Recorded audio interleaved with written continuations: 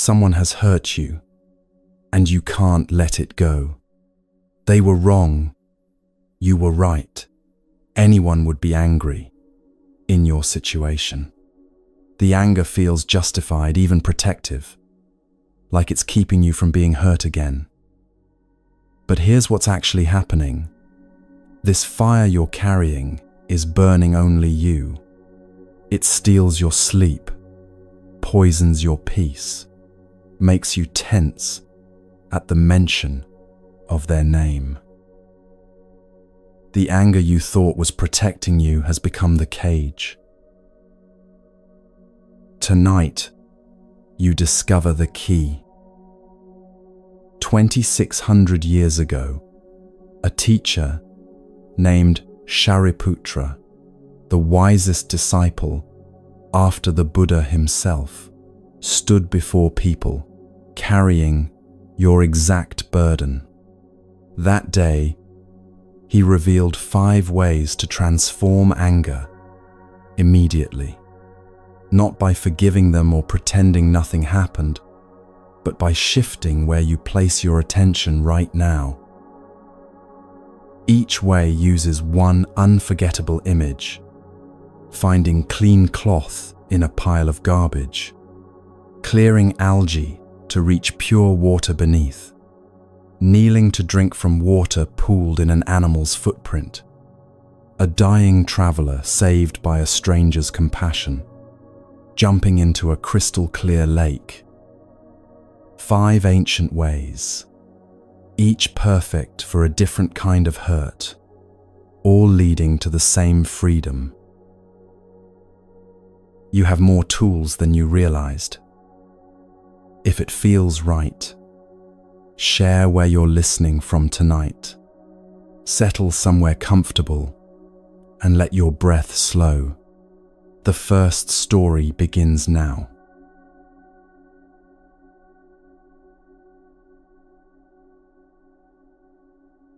In the early morning, just as the sun rises and casts long shadows across the path, a monk is walking along the outskirts of a village, wearing only a patchwork robe. This wasn't an ornate robe made of fine cloth. It was pieced together from scraps, from fabric that others had discarded, from remnants that most people wouldn't give a second glance. This was part of his practice, you see, to rely on what the world threw away, to find value in what others considered worthless. As he walks, he passes a garbage pile, not the kind of garbage we're used to today, neatly bagged and hidden in bins, but an open pile of refuse on the edge of town, where people threw everything they no longer wanted. The smell hits him first, overwhelming, nauseating, the stench of decay and waste. Excrement, urine, rotting food scraps, things too foul to name. Most people would hold their breath, avert their eyes, hurry past as quickly as possible. But this monk pauses, because among all that filth, among all that refuse and decay, he notices something. One piece of cloth, still intact, relatively clean, lying on top of the pile, but somehow untouched by the surrounding waste. The cloth isn't magnificent. It's just a simple piece of fabric, but it's whole, and it's clean enough to be useful. Now here's where the teaching begins to unfold. The monk doesn't focus on the overwhelming garbage pile. He doesn't stand there thinking about how disgusting it all is, how terrible it smells, how repulsive the sight. His attention goes entirely to that one piece of clean cloth. He steps closer, carefully, mindfully, and picks it up with one hand. He takes the other end and stretches the cloth out, examining it fully in the morning light. He checks for tears, for stains he might have missed, for any damage that would make it unusable. The cloth passes his inspection. It's genuinely clean, genuinely useful, genuinely worth taking. So he folds it carefully and takes it home with him. Later that day, he washes it thoroughly, cleaning away any trace of where it came from. Then he sews it into his patchwork robe, where it becomes part of what sustains his practice, part of what keeps him warm, part of what allows him to continue walking the path. That one piece of cloth, rescued from the garbage pile, serves him well. He didn't take the garbage home. He didn't dwell on the filth. He didn't stand there cataloguing everything that was wrong with that pile.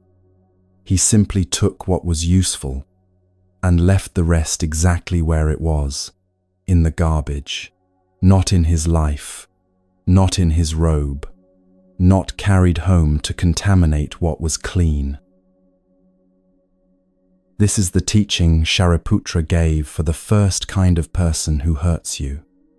Someone whose behavior toward you is mostly unkind, mostly hurtful, mostly harmful, but who occasionally, perhaps rarely, says something genuinely kind or true or helpful.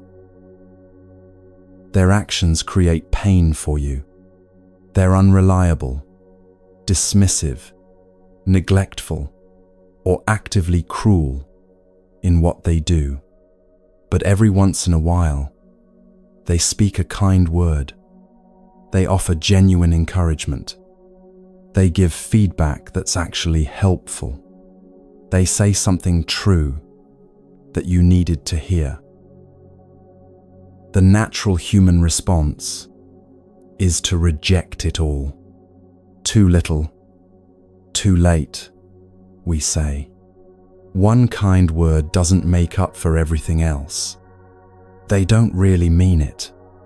If they cared, their actions would match their words. We engage in wholesale rejection. If they're mostly bad, then everything they offer must be contaminated, must be worthless, must be refuse. And this feels like we're protecting ourselves, doesn't it? It feels like we're maintaining good boundaries, like we're not being fooled, like we're seeing clearly. But actually, we're the ones who suffer when we can't receive even the occasional, genuine kindness that appears. Here's what most people don't realize about this kind of rejection. When you refuse to take the clean cloth because it was surrounded by garbage, you're not punishing the person who hurt you. They probably don't even notice. What you're doing is keeping yourself in a state of absolute deprivation, standing beside something useful while insisting you have nothing. Your anger becomes a wall that keeps out not just harm, but also the rare moments of genuine help that appear. The teaching Shariputra offered is radically different. He's not asking you to pretend the garbage pile doesn't exist. He's not suggesting you ignore the harmful actions or make excuses for them. He's certainly not saying you should gather up the whole pile and carry it home. What he's teaching is this: when you see clean cloth in the garbage, take it. Examine it carefully. Make sure it's genuinely clean. And if it is, take it home. Wash it. Use it. Leave the garbage where it belongs. This is strategic wisdom, not naivety. You're not being fooled when you take what's genuinely useful. You're being wise. You're gathering what helps you and leaving what harms you. The person who hurt you doesn't get to determine whether you benefit from the rare true thing they said. You get to decide that. Think about your difficult boss for a moment. The one whose management style makes you dread Monday mornings. They micromanage every detail of your work, rarely offer praise, create a stressful environment where everyone walks on eggshells. Team morale is low. People are updating their resumes. You've thought about leaving more times than you can count. This is the garbage pile, the toxic behavior, the harsh criticism, the atmosphere of fear they've created. But one day, in a meeting, they give you genuinely constructive feedback. Not the usual nitpicking or vague criticism, but actual helpful insight into your work. Something specific you could implement that would genuinely improve what you're doing. Or they acknowledge something you did well in front of the whole team, and you can tell it's sincere, not manipulation. Your immediate reaction might be to dismiss it. One decent comment doesn't change the fact that they're terrible. What do they want from me now? This doesn't make up for how they treated me last week. All of which might be completely true. But here's the practice. Pause and examine that feedback, like the monk examined the cloth. Set aside everything else for just a moment. Look at this specific piece of feedback on its own merit. Is it actually helpful? Is it true? Could implementing it genuinely improve your work? If the answer is yes, if this is genuinely clean cloth among the garbage, then take it. Use that feedback. Let it improve your skills. This doesn't mean you're suddenly loyal to your terrible boss. It doesn't mean you're staying in the toxic job. It doesn't mean you've forgiven their pattern of harmful behavior. It just means you're taking what's useful to you and leaving the rest. When you eventually leave that job, and you might, you leave with the skills that feedback helped you develop. You've washed the cloth, sewn it into your professional capabilities, and you carry it forward into the next opportunity. The garbage pile stays behind with them, but the clean cloth comes with you. Or think about a parent whose presence in your life has been complicated. Years of emotional neglect, of not being there when you needed them, of criticism instead of support, of their own struggles, overwhelming their ability to truly see you. This is painful to carry, and the pain is real, and your feelings about it are completely valid. But occasionally, maybe rarely, they express love in their limited way. They say they're proud of you. They share a piece of wisdom from their own life that actually lands as helpful. They show up to something important when you didn't expect them to. One kind word in a sea of absence. The anger in you might immediately reject it. Where was this when I was 10 years old and needed it? Where was this pride when I was struggling in school? One appearance doesn't heal years of not showing up. And you're right, it doesn't. The practice here isn't to pretend those years of neglect didn't happen.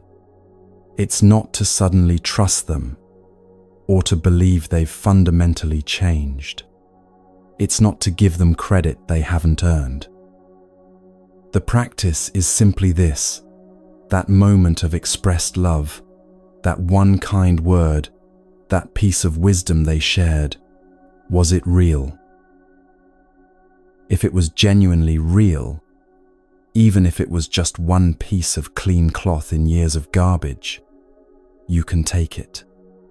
You can let that one moment of pride touch you without it obligating you to a relationship you can't sustain.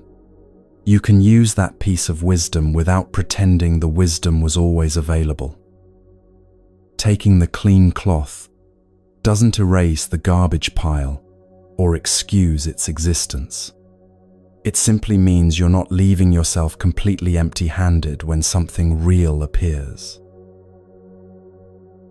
This matters because otherwise you build a wall so thick that even genuine care can't reach you anymore.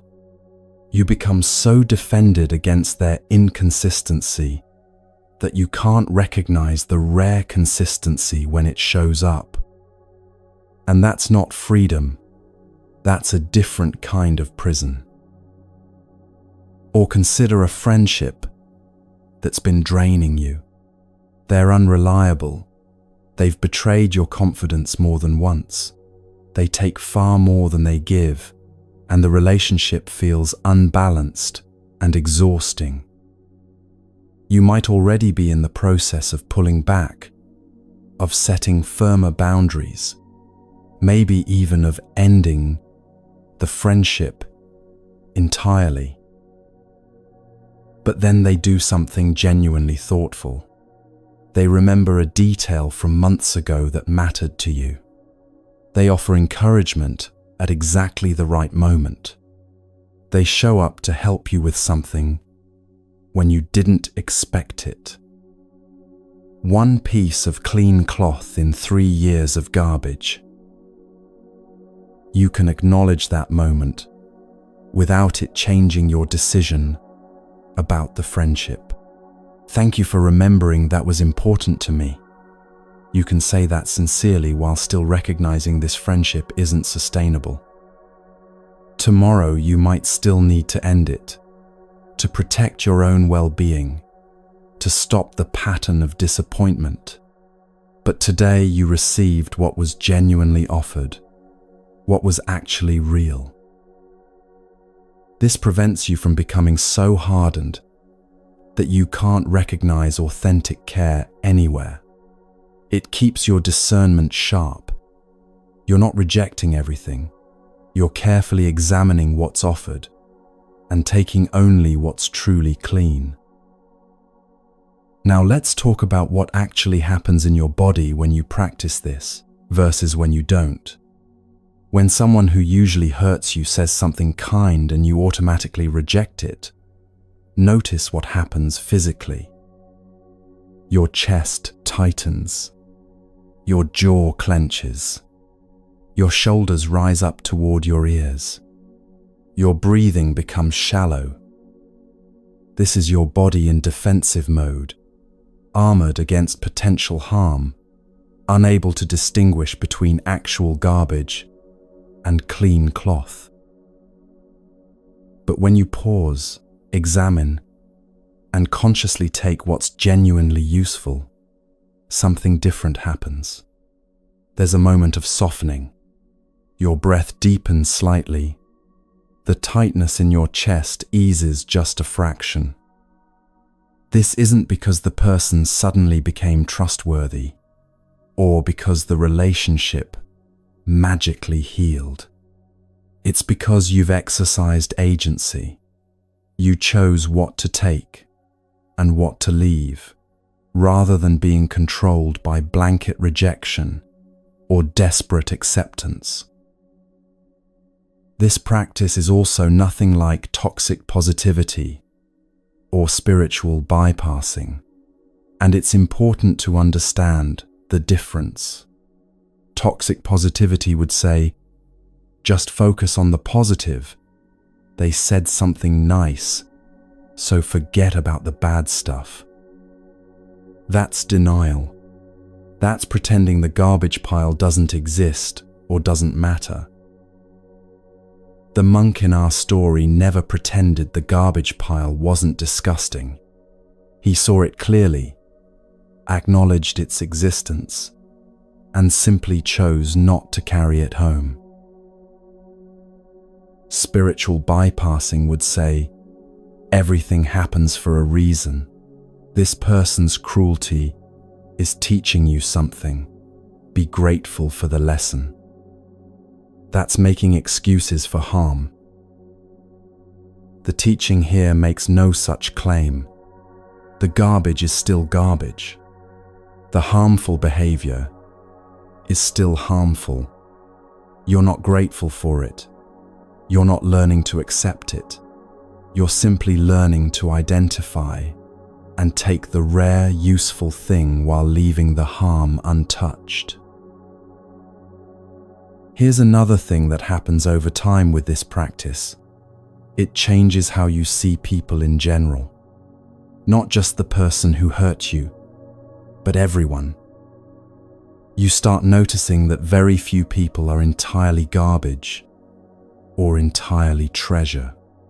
Most people are complicated mixtures. Your critical eye becomes more nuanced. You can appreciate someone's genuine kindness in one area while being clear-eyed about their limitations in another.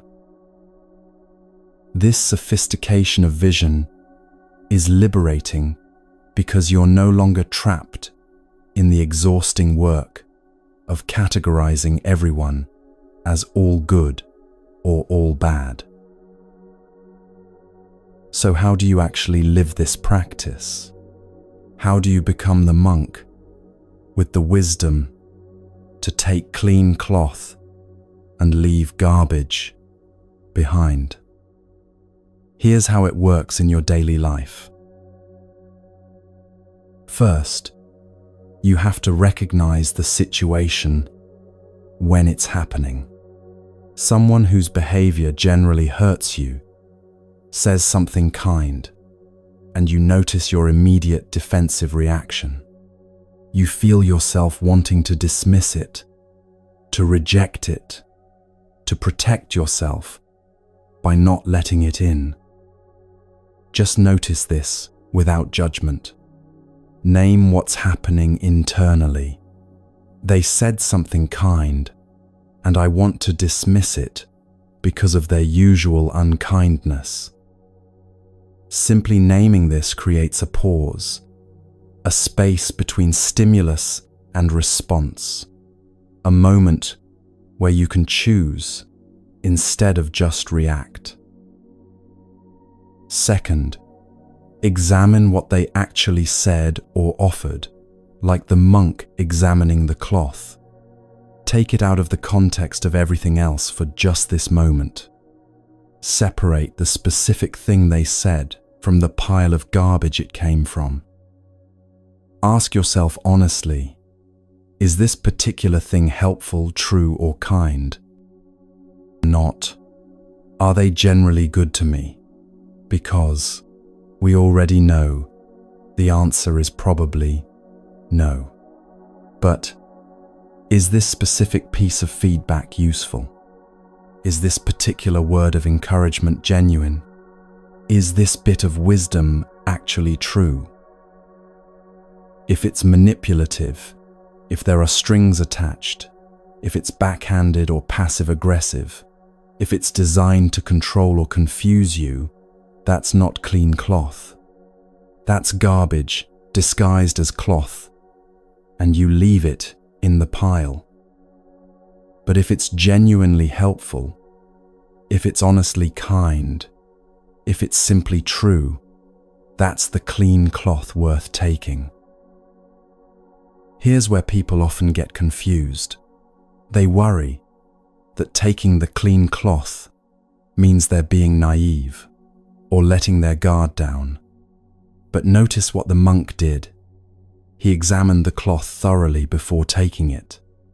He didn't just grab whatever was on top of the pile and assume it was fine. He checked it, tested it, made sure it was genuinely useful. You're doing the same thing. You're not blindly accepting everything they offer. You're carefully discerning what's actually clean from what only looks clean on the surface. Third, if you determine it's genuine, receive it simply and without attachment. This is crucial. You take the cloth, but you don't make it mean more than it means.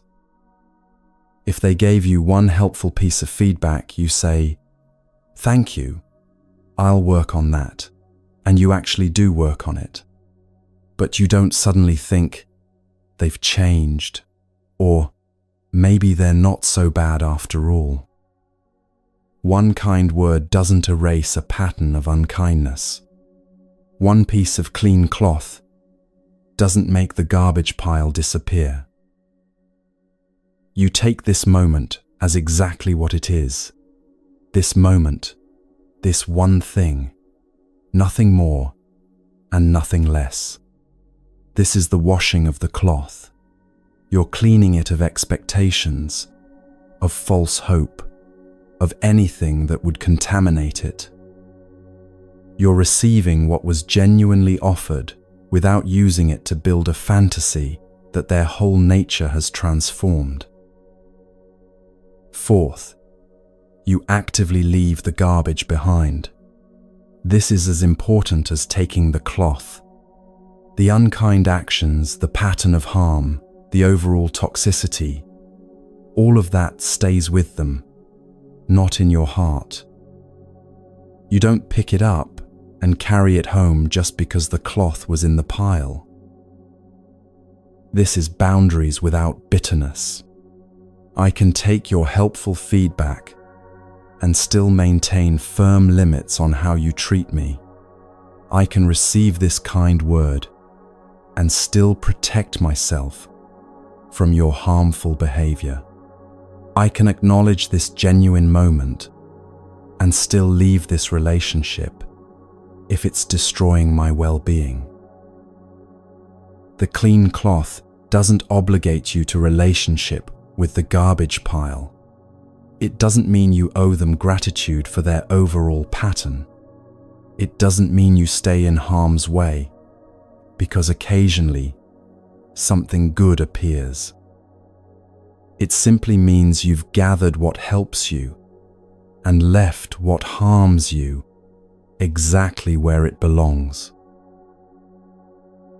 Fifth, actually use what you've gathered. This is sewing the cloth into your robe. If the feedback was genuinely helpful, implement it in your work. If the word of encouragement was real, let it strengthen you for the challenges ahead. If the piece of wisdom was true, integrate it into how you understand your life. The clean cloth becomes part of your practice, part of what sustains you, part of your actual life. It's not theoretical, it's woven into the fabric of who you're becoming. And here's what's beautiful. Once you've washed it and sewn it in, you can barely tell where it came from. It's just part of your robe now, just part of your capabilities, just part of your wisdom. What transforms over time is your relationship with this kind of hurt. You develop real discernment, the ability to distinguish clean cloth from garbage disguised as cloth from actual refuse. You become free from all or nothing thinking. You don't need people to be perfectly good to receive anything from them, and you don't need them to be perfectly evil to protect yourself from them. You can hold complexity. They're harmful in these specific ways, and occasionally helpful in this specific way. Both can be true simultaneously. This sophisticated understanding liberates you from the exhausting binary of all good or all bad. Most importantly, you're no longer controlled by their inconsistency. When they're unkind, you're not devastated because you weren't depending on them for all your nourishment. When they're occasionally kind, you're not trapped because you're only taking what's genuinely useful, not swallowing the whole pile out of desperate need. You become the wise monk, walking past garbage piles with clear eyes, not pretending they don't exist, not denying they smell terrible, not making up stories about how they're actually beautiful. Just seeing clearly what's there, taking what's genuinely useful, and leaving the rest behind without a second thought. This is freedom. The person who hurt you doesn't get to make you reject even the rare good they offer. The garbage pile doesn't get to contaminate the genuinely clean cloth. You're no longer a victim of their inconsistency. You're a discerning practitioner who knows exactly what to carry and what to leave behind. And the anger, the burning you felt at the beginning of this teaching, it transforms when you realize you have this choice. You don't have to carry the whole garbage pile to prove they were wrong. You don't have to reject everything to maintain your boundaries. You can be both protected and receptive, both wise and open, both discerning and free. The monk walked past that garbage pile and continued his journey, lighter, warmer, more equipped for the path ahead. One piece of clean cloth made his practice possible that day, and he never once thought about the garbage he left behind.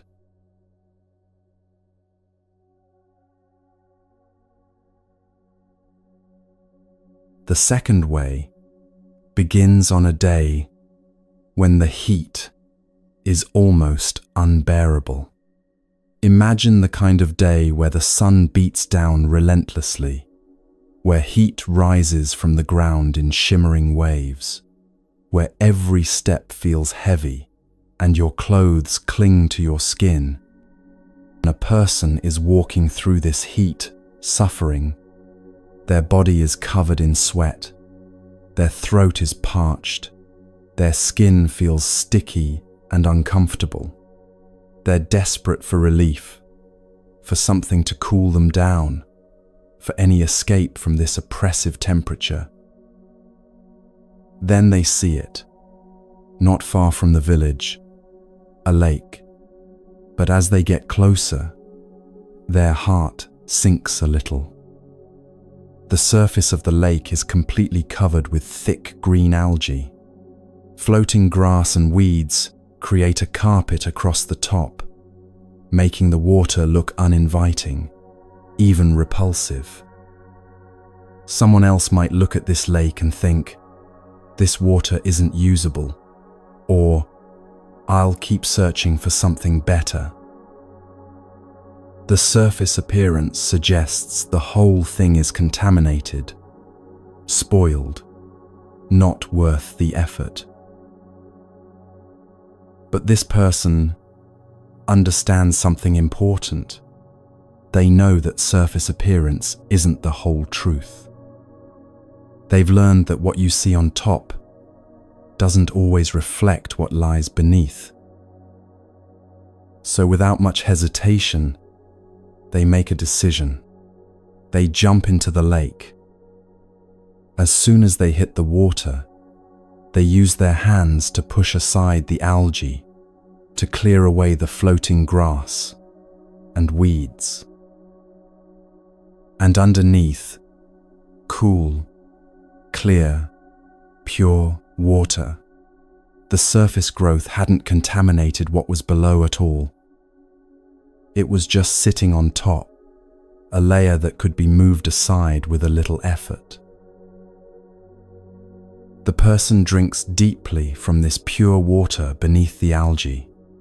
They bathe completely, letting the coolness wash over their overheated body. The relief is immediate and total. The heat that was making them suffer dissipates. The thirst that was tormenting them disappears. The discomfort that seemed overwhelming just moments ago is replaced by complete refreshment. They emerge from that lake renewed, grateful they didn't judge it solely by its surface, glad they did the small work of clearing aside what was covering the good water beneath.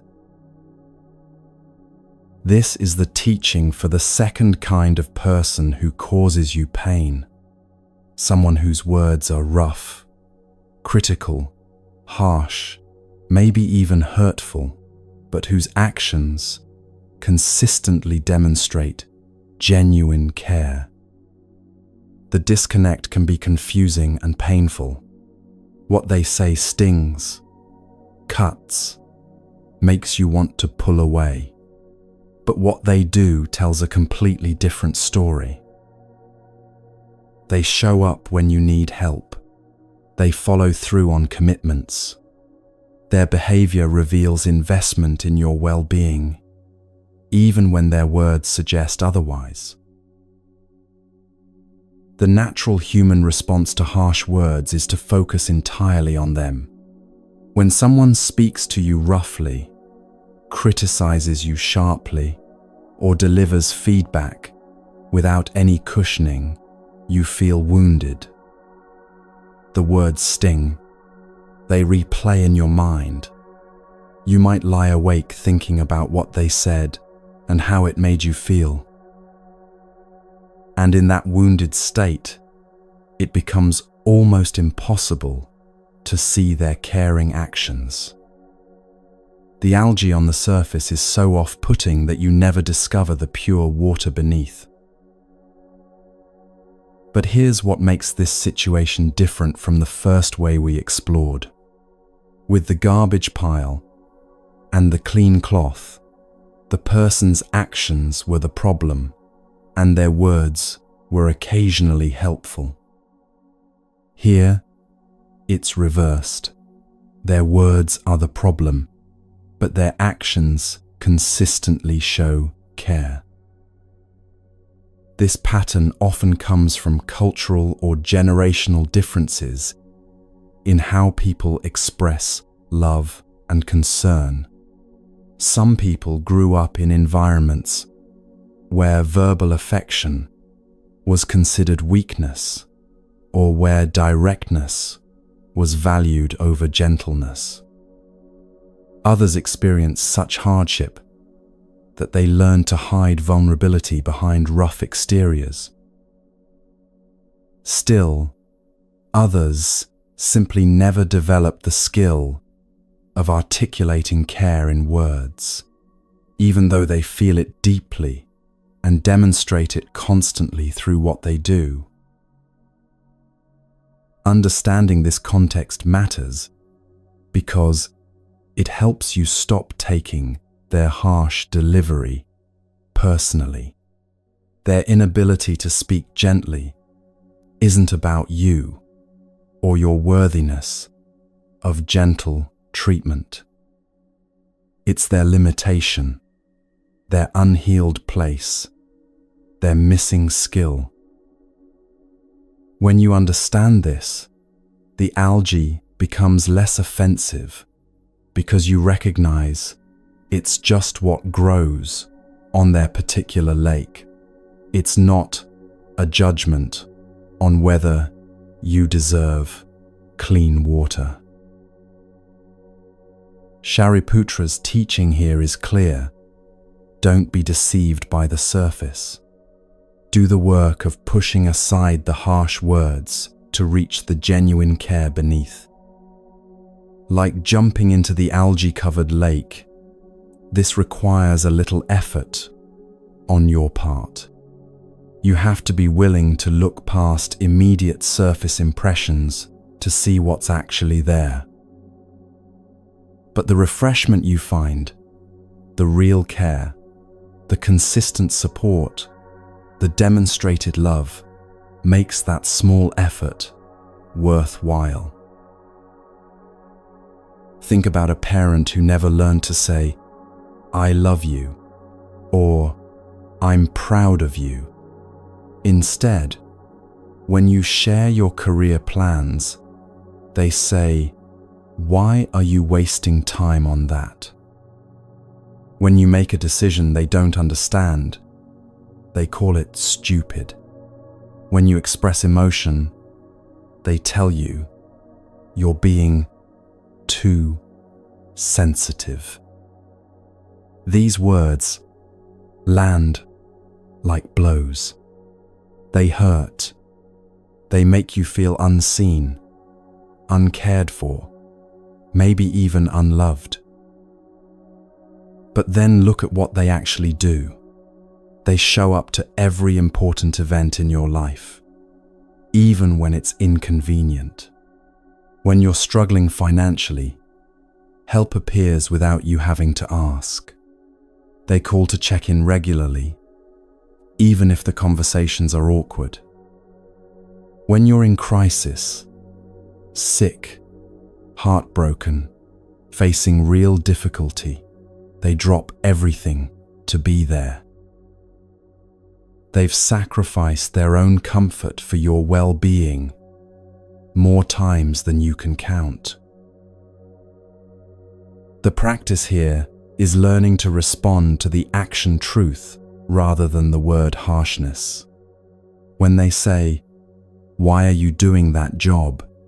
you could hear it as criticism and respond defensively. Or you could hear beneath it, they're worried about your security, your stability, your future. The delivery is terrible, yes, like thick algae covering the lake, but underneath is genuine concern, which is a form of love.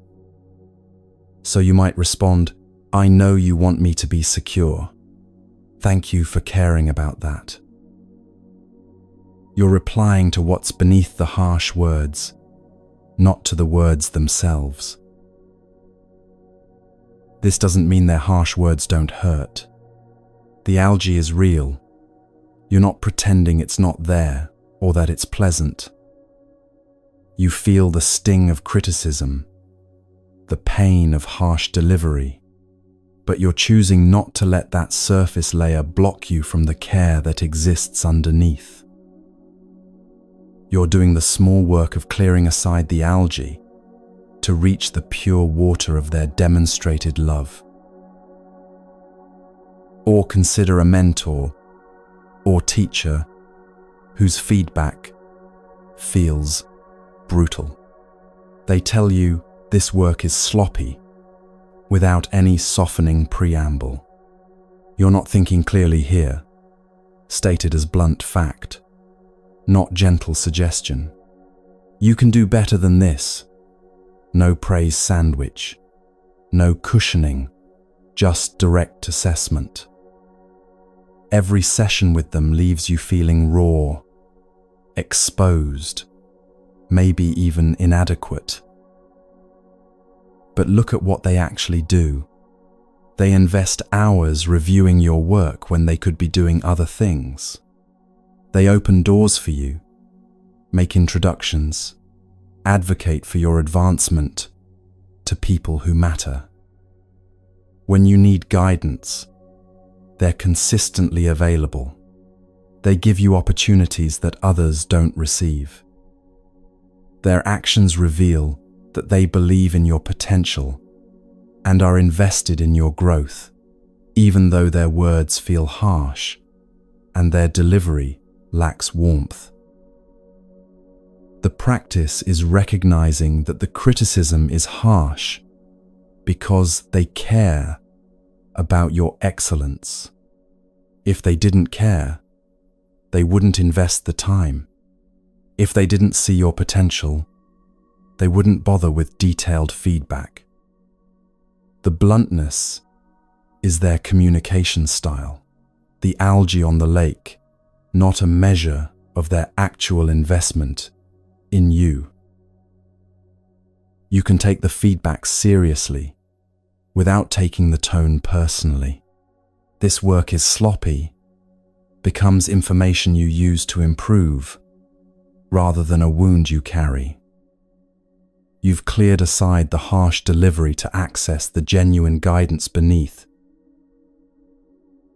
Or think about a friend whose tongue is sharp to the point of rudeness. In front of others, they might say, "That outfit doesn't work," or "You're making a mistake," without any sugar coating. When you're venting about a problem, they interrupt with, "Stop complaining and do something."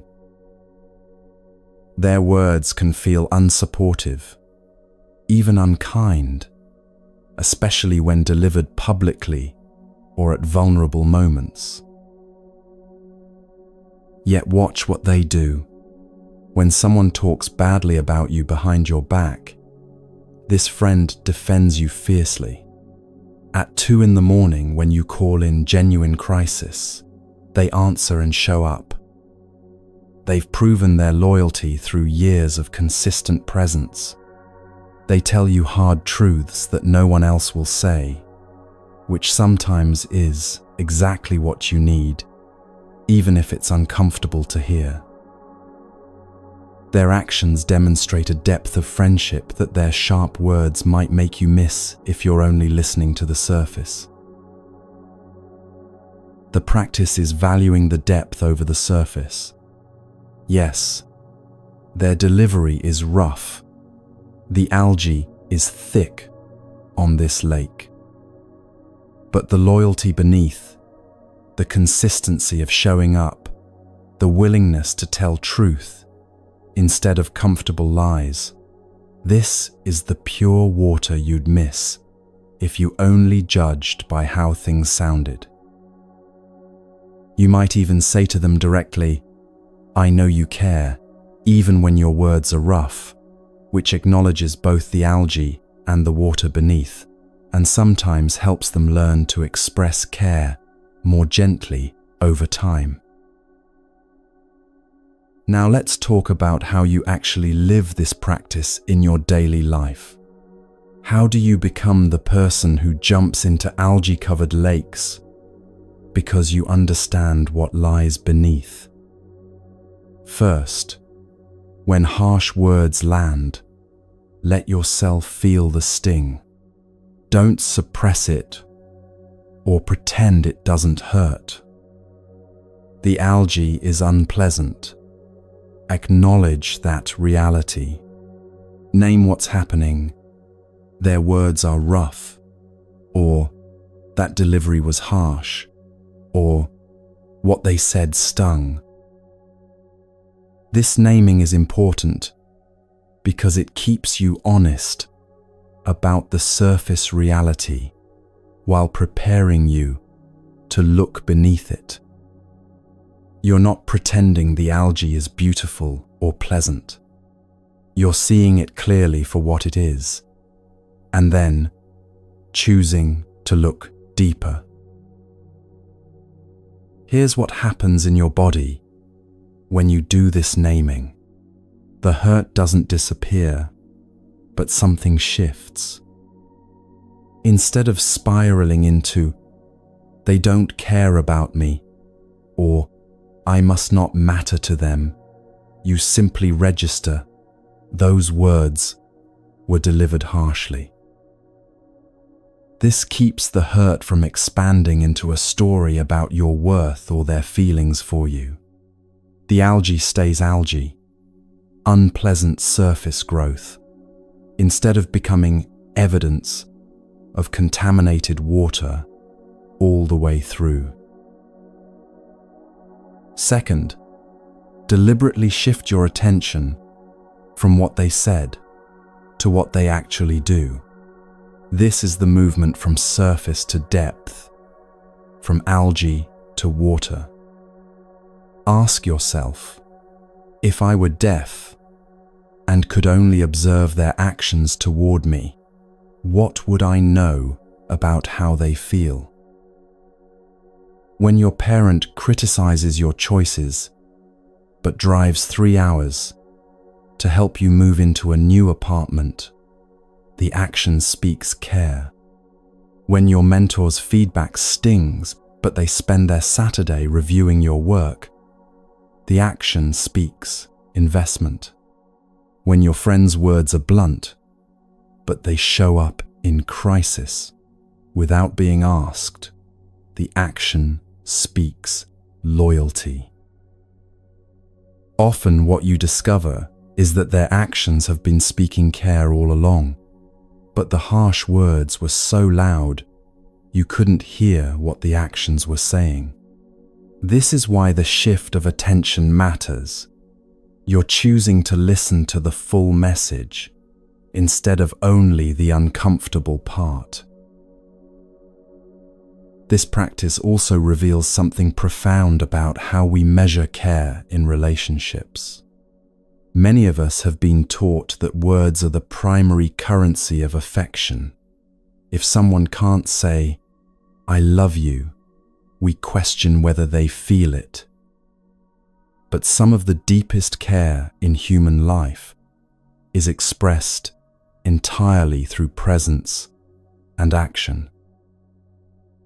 The parent who works double shifts so you can go to college might never say they're proud, but every early morning they wake up for that shift is saying it.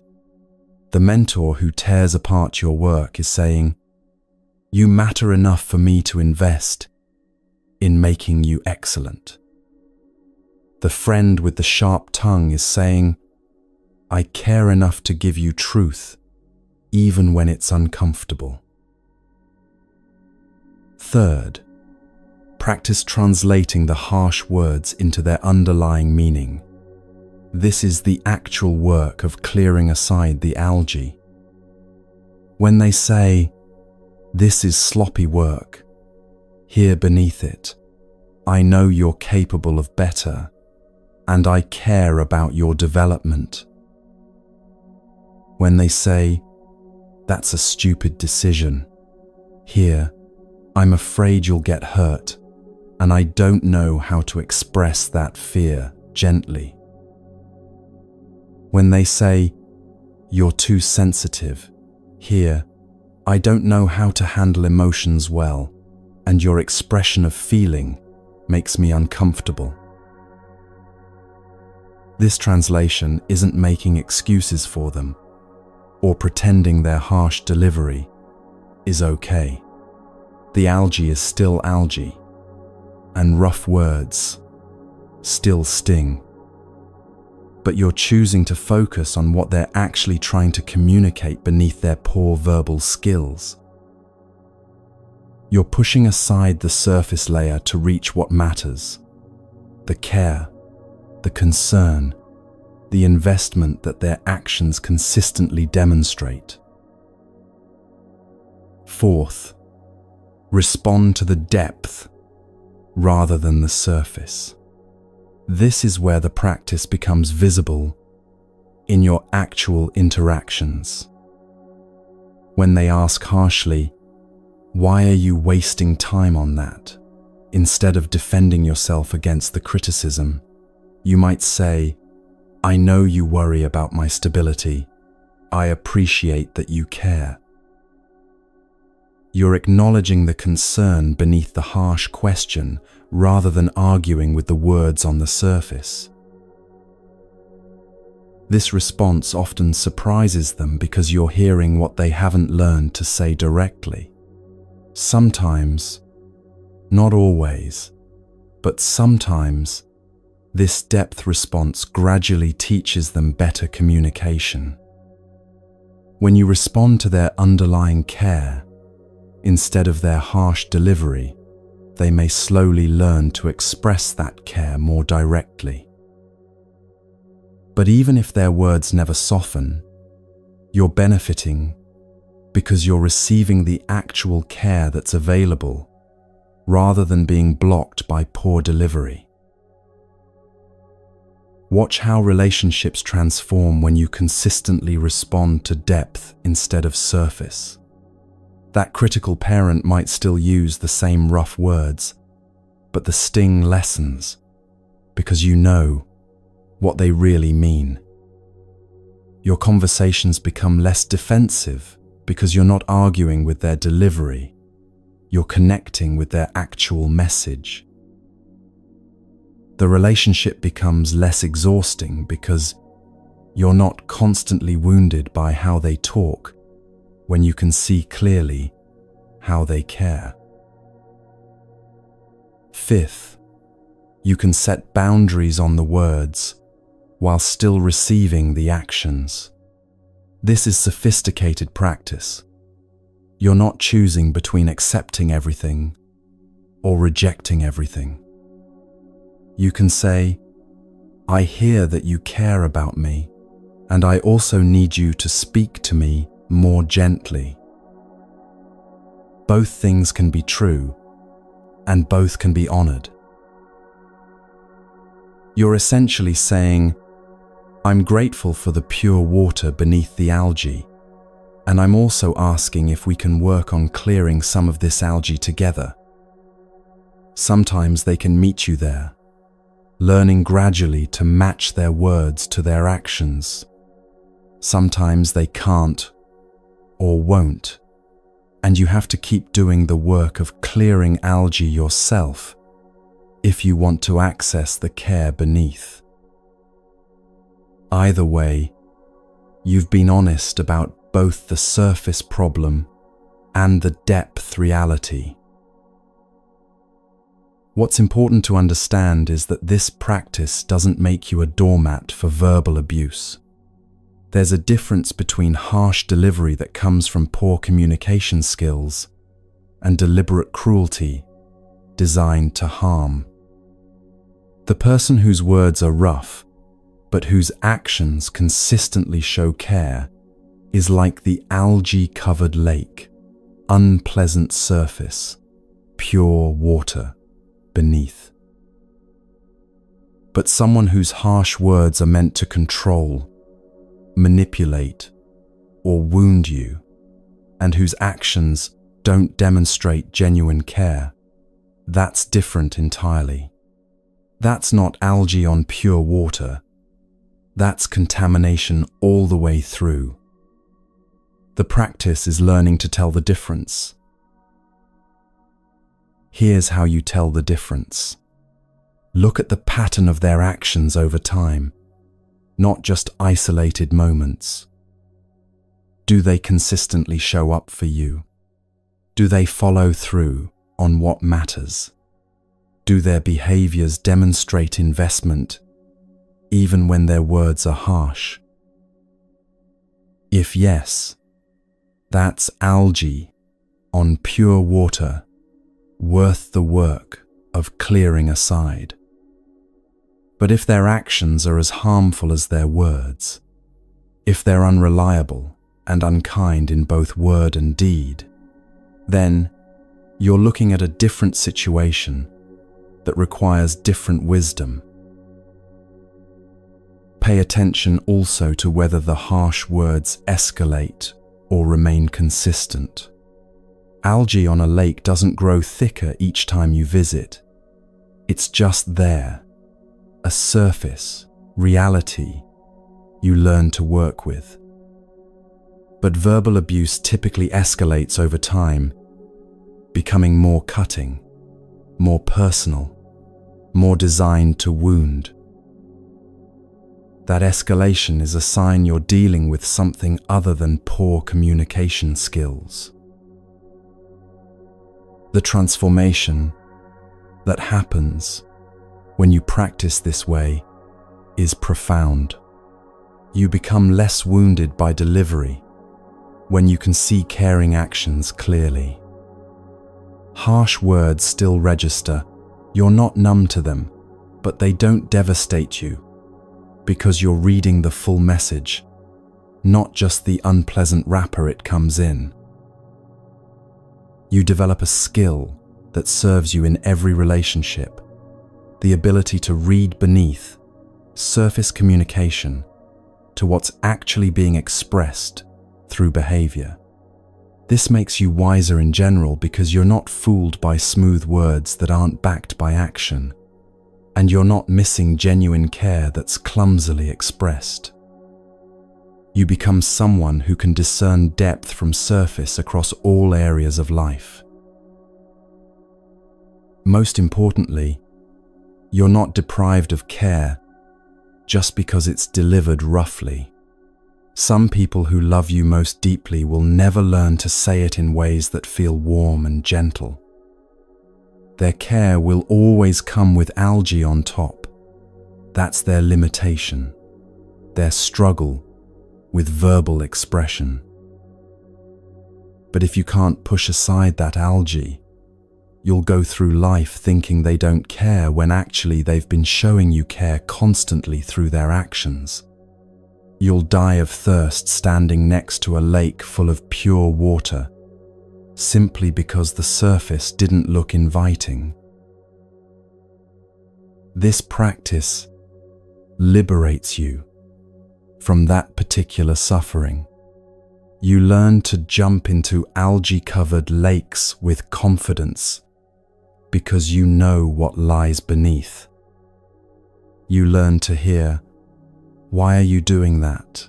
And no, it often means, "I love you and worry about you."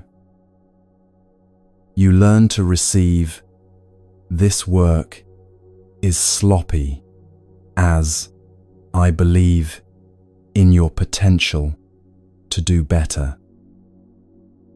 You learn to recognize "Stop complaining" from a loyal friend as, "I care enough to tell you truth instead of comfortable lies." And something else happens too. Your own communication often improves. When you've learned to translate harsh words into underlying care, you become more conscious of your own delivery. You start noticing when you're putting algae on your own expressions of care, when your worry comes out as criticism or your fear as harshness. And you can choose to express the care more directly, to let your words match your actions, to clear your own algae so others don't have to work so hard to receive what you're actually offering. The person in the story emerged from that algae-covered lake completely refreshed. They weren't angry at the algae for existing or resentful that they had to clear it aside. They were just grateful for the pure water they found beneath, glad they didn't walk away based on surface appearance alone. They learned something valuable that day, that some of life's best refreshment comes from sources that don't look immediately appealing, and that a little effort to look beneath the surface is almost always worth it. You can become this person. When someone's words are harsh but their actions show care, you can learn to clear aside the algae and drink from the pure water beneath. Your relationship with them transforms from one of constant hurt at their delivery to one of deep appreciation for their demonstrated care. And you walk through life less wounded by surface roughness, more able to recognize and receive care in all its varied forms, more free from the prison of needing perfect delivery to recognize genuine love. The algae is still there. You're not pretending it's pleasant, but you've learned that it doesn't determine what lies beneath, and you've developed the wisdom to reach the refreshment that matters.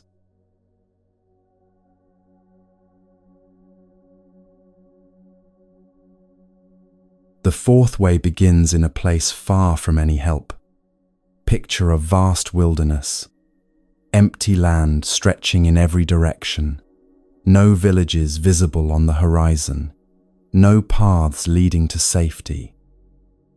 A person is traveling through this remote territory alone, making their way across difficult terrain, with nothing but determination to reach their destination. They've been walking for days, far from anything familiar, with only the hope of reaching the next settlement to keep them moving forward. Then suddenly, everything changes. They fall sick. Not the mild discomfort of fatigue or minor illness, but desperate, debilitating sickness that drains every bit of strength from their body. Fever burns through them, making their skin hot and their thoughts confused. Weakness settles into their limbs until they can barely stand, let alone continue walking. Their legs give out and they collapse on the path, unable to take another step, unable to do anything but lie there suffering. As they lie there, the full horror of their situation becomes clear. They're alone, completely, utterly alone. The nearest village is days away, impossible to reach in this condition. No one knows where they are. No one is coming to look for them. No one even knows they need help. The realization settles over them like a weight crushing their chest. I will die here. This isn't dramatic thinking or fear exaggerating the situation. It's simple reality. Without help, without medicine, without even water or shelter, a person this sick, in this remote place, will not survive. They know it with absolute certainty. Death is approaching, not someday in the distant future, but soon, perhaps within hours or days. And there's nothing they can do about it. Despair floods through them. Not just fear, but the deep hopelessness of knowing your life is ending and being powerless to stop it. They look at the empty landscape around them and understand that this barren place will be where their story ends. No family to say goodbye to, no comfort in their final moments, just alone in the wilderness, dying slowly from sickness with no one to witness or care. The suffering isn't just physical now. It's the existential terror of abandonment, of facing death completely alone, of the world continuing on without even noticing you're gone. Time passes. How much? They can't tell. The fever makes everything blur together. They drift in and out of awareness, each time surfacing to the same terrible reality. Still alone, still dying, still no hope. They've stopped trying to move, stopped even hoping for rescue. They're just waiting now, enduring each moment of suffering as it comes, too weak to do anything else. Then, something changes. Through their fevered haze, they become aware of a presence. Someone is approaching on the same path. Another traveler, alone like they were, making their way through this same wilderness. This newcomer sees the sick person collapsed on the path, sees immediately how desperate the situation is, the fever, the weakness, the look of someone at death's door. And in that moment, they have a choice. They could keep walking. After all, stopping to help means risking their own journey, their own safety, their own supplies. The sick person is a stranger, no relation, no obligation. Many people, faced with this scene, would feel sympathy, but keep moving. It's not their problem, and they have their own concerns. But this traveler doesn't hesitate. They immediately kneel beside the sick person and reach out, taking their hand. "I will help you," they say simply. Just those 4 words, but in that moment they mean everything. The difference between death and life, between abandonment and care, between despair and hope. The compassionate traveler doesn't just speak comfort and move on. They act. They help the sick person to their feet, supporting their full weight since they can barely stand. Step by slow step, they guide them toward the nearest village. It takes hours, maybe a full day. Progress painfully slow with someone so weak. But the helper never wavers, never complains about the burden, never suggests leaving the sick person to manage alone. When they finally reach the village, the compassionate traveler doesn't consider their duty done. They find shelter for the sick person, a place to rest safely. They obtain medicine, whatever remedies the village healers recommend. They bring food, though the sick person can barely eat. They bring water for the fever. They provide everything needed for recovery, care, attention, resources, time. They stay through the worst of the illness, through the nights when fever rages, and the days when weakness makes even sitting up impossible. They tend to needs that are undignified and difficult. They offer presence when the sick person is delirious and frightened. They give of themselves completely to a stranger, asking nothing in return, simply because another human being was suffering and they could help. Because of this compassion, the sick person survives. Their life is saved by someone who had no obligation to save it, who gained nothing from the effort, who simply saw suffering and responded with immediate care.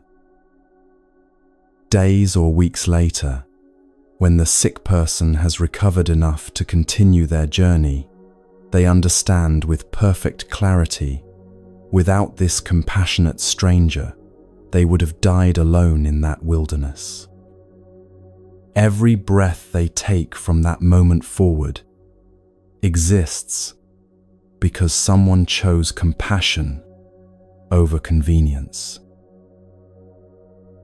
Now here's where Shariputra's teaching becomes radical, almost shocking in what it asks. He says, "This is how you must see people who have been entirely unkind to you, not as the compassionate helper in this story, but as the sick traveler dying alone in the wilderness. The person who hurt you, who showed no kindness, who seemed entirely cruel, you must see them as desperately sick, dying from their own cruelty, needing help they don't even know to ask for." This is the hardest teaching of all 5 ways. The first 3 ways asked you to take clean cloth from garbage, to clear algae from water, to honor tiny kindness. Those are challenging, but at least there's something good to work with, some kindness, however small, to acknowledge. But this fourth way addresses the person who seems to have no kindness at all, someone whose actions, words, and heart all appear entirely cruel. These are the people who caused you deep harm without any apparent remorse, the ones who hurt you deliberately and showed no regret, the ones who, when confronted, denied or minimized, or even seemed to enjoy your pain. The seemingly unforgivable people whose cruelty felt intentional, whose harm felt personal, whose lack of conscience felt like proof of something fundamentally broken or evil in them. Everything in you might rebel against seeing them with compassion. They don't deserve compassion. Look what they did to me. This is asking too much. Why should I care about their suffering when they caused mine? Seeing them as sick feels like excusing what they did, like saying it wasn't their fault. The resistance is not only understandable, it feels morally right. Surely some people have forfeited the right to compassion through their choices. But here's what the teaching actually asks, and why. Shariputra isn't asking you to see cruel people with compassion because they deserve it. He's not asking you to excuse their behavior or pretend the harm wasn't real or severe. He's asking you to see their cruelty as their sickness, their suffering, their prison, their hell, because holding them in your mind as pure demons destroys your peace, not theirs. Think about what happens inside you when you hold absolute hatred for someone. You create an image of them in your mind as completely evil, as a monster without humanity, as someone deserving only punishment and suffering. This demon you've created haunts you. It appears in your thoughts when you're trying to work, in your dreams when you're trying to sleep, in your body as tension and anger when their name comes up. The demon grows larger than the actual person ever was, consuming your mental and emotional energy, stealing your peace years after you've physically separated from them. The irony is painful when you see it clearly. They may have moved on with their life completely, barely thinking about you or what they did. Meanwhile, you're carrying a demon-sized version of them in your mind that torments you daily. Your hatred of them hurts you infinitely more than it will ever hurt them. But the reality is that people capable of genuine cruelty are not free, happy, or at peace. They're sick.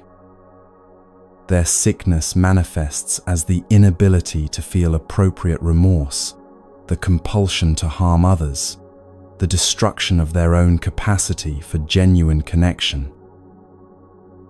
They live in a prison of their own making, unable to experience the deep satisfactions that make life meaningful, real intimacy, trusted friendships, inner peace, the clean conscience that allows restful sleep. Imagine actually living inside their skin, inside their mind, inside their experience. Always suspicious because you can't trust anyone, having destroyed trust too many times. Never vulnerable because vulnerability was beaten or shamed out of you long ago. Never at peace, because there's always a need to control, to dominate, to defend against perceived threats. Always empty inside, trying desperately to fill that emptiness with power over others, with control, with the momentary satisfaction of making someone else feel small, but it never works. The emptiness remains, demanding more cruelty to feed it. This is not an enviable existence. This is not freedom or power or satisfaction. This is a hell realm of their own construction, and they're trapped in it. They're the sick traveler in the wilderness, except their sickness is invisible, and their wilderness is internal. And most tragically, they don't even know they're dying, because the sickness has destroyed their ability to recognize their own suffering. Consider someone who abused you deeply and shows no remorse, perhaps even denies it happened. The thought of having compassion for this person might feel like betraying yourself, like minimizing what they did, like siding with them against your own pain. So let's be absolutely clear first. Protect yourself completely from this person. Never have contact again if that's what you need. Pursue legal consequences if that's appropriate. Your anger at what they did is completely justified and healthy. None of this teaching asks you to suppress that anger or pretend the harm was acceptable. Now the difficult part. Can you see that their capacity for cruelty without remorse is their sickness, their prison? They've destroyed their own humanity to the point where they can harm others and feel nothing. They live in an internal wasteland where real connection is impossible, where trust doesn't exist, where they're fundamentally alone, even when surrounded by people they control through fear. They will likely die without ever knowing what it feels like to be genuinely loved, or to love genuinely, without ever experiencing the peace that comes from a clean conscience, without ever feeling truly safe or truly satisfied. This doesn't excuse what they did to you. The sickness doesn't make the harm less real. But seeing them as sick rather than as demons changes something crucial in your mind. The demon in your imagination has power. It haunts you, controls you through fear and hatred, keeps you imprisoned in anger long after you've escaped the actual person. But a sick human, trapped in the consequences of their own cruelty, doesn't have that same power over your peace.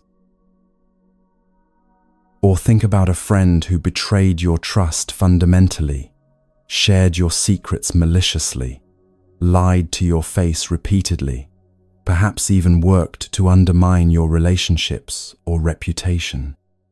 When you confronted them, they showed no genuine remorse, just deflection or excuses, or even seemed to enjoy that they'd hurt you. Years have passed. You've cut them out of your life completely, but the anger still burns. You still rehearse what you should have said, still imagine scenarios where they face consequences, still feel your body tense when you hear their name. Their capacity for betrayal without remorse is their sickness. They've damaged their own ability to have genuine friendship with anyone. Every relationship they have now is probably shallow, transactional, marked by the same manipulation and betrayal that destroyed yours. They don't trust others because they themselves are untrustworthy, and they're not trusted by others for the same reason. They've created a life where deep friendship, the kind that sustains you through hard times, that knows you fully and loves you anyway, is impossible. That's not a life anyone would choose if they understood what they were giving up. It's a sickness, a poverty of being, a hell they carry with them everywhere. Your hatred of them doesn't add to their suffering. They're already living in the natural consequences of their choices. But your hatred definitely adds to your suffering. It keeps you bound to them emotionally years after you've separated physically. It poisons your ability to trust new friendships because you're always watching for signs of betrayal. The hatred you carry hurts you far more than it will ever hurt them.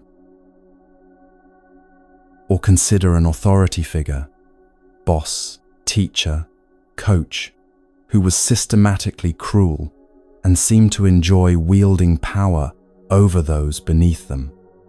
They humiliated people publicly, used their position to control and intimidate, created an environment of fear. You've left that situation, escaped their direct influence, but the memories still burn. Sometimes you wake up at night still processing what they did, still angry that they got away with it, still wishing they would face consequences. People who need to wield power cruelly are profoundly sick. They're so empty inside, so devoid of genuine self-worth, that dominating others is the only way they can feel significant. Real power, the kind that comes from competence, from genuine respect, from building others up, they'll never experience because they're too sick to build, only to destroy. They're dying from lack of genuine self-worth, trying desperately to fill that emptiness with control over others, but it never works. No amount of domination fills the void inside. They remain empty, remain sick, remain trapped in the need to keep dominating, to feel alive.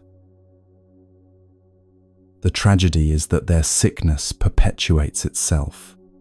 Each act of cruelty further destroys their capacity for genuine connection, which makes them feel more empty, which drives more cruelty.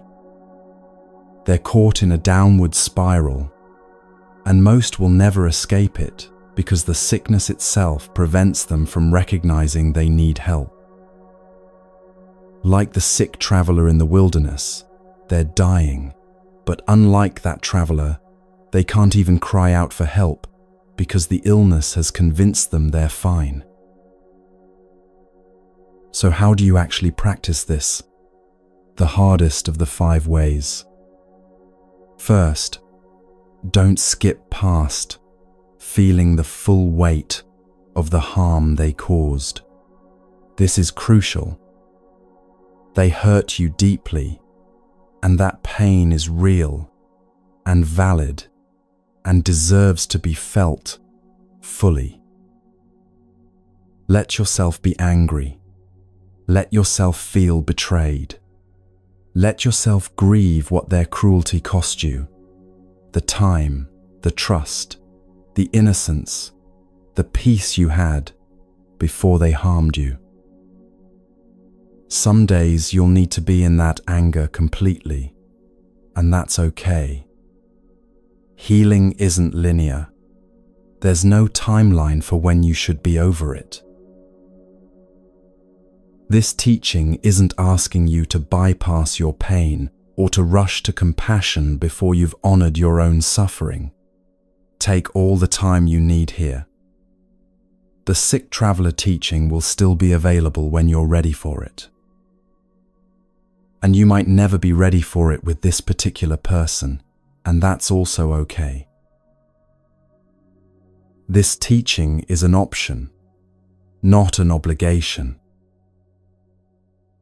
In fact, some spiritual teachers would say you need to feel your anger fully before you can truly release it. Anger that's been suppressed or bypassed doesn't go away. It goes underground where it causes different kinds of damage. So honor your rage. Write letters you never send. Scream into pillows. Talk to therapists who can hold space for the full weight of what was done to you. This isn't wallowing in anger. It's allowing appropriate emotional processing of real harm. Second, when you're ready, whenever that might be, start noticing what holding absolute hatred does to you. Not what it does to them, but what it does to your own life. Does it disturb your sleep? Does it intrude into moments that should be peaceful? Does it consume mental energy you'd rather spend on things that matter to you? Does it poison your ability to trust or to open your heart to others? Ask yourself honestly, how much of my life force is being consumed by this hatred? Not in a judging way, just as honest inventory. If the answer is a lot, then you might be ready to explore this teaching, not for their sake, but for your own liberation. Pay attention to how often they appear in your thoughts uninvited, how much energy goes into imagining them suffering or finally understanding what they did. How many potentially peaceful moments are disrupted by sudden memories of their cruelty. This inventory isn't about making yourself feel bad for still being angry. It's about seeing clearly what the anger is costing you, so you can make an informed choice about whether you want to continue paying that price. Third, practice seeing their cruelty as the sickness that has destroyed their own capacity for fully human life. People capable of genuine cruelty have lost access to experiences that make life meaningful. They can't feel appropriate remorse, which means they can't make genuine amends and experience the relief of reconciliation. They can't be truly vulnerable, which means they can't experience real intimacy. They can't trust because they're fundamentally untrustworthy, which means they live in constant suspicion and isolation. Try to imagine actually living in their internal world, not to excuse them, but to understand the prison they're in. Always needing to control because you can never trust. Always empty inside, trying to fill it with domination or harm but never succeeding.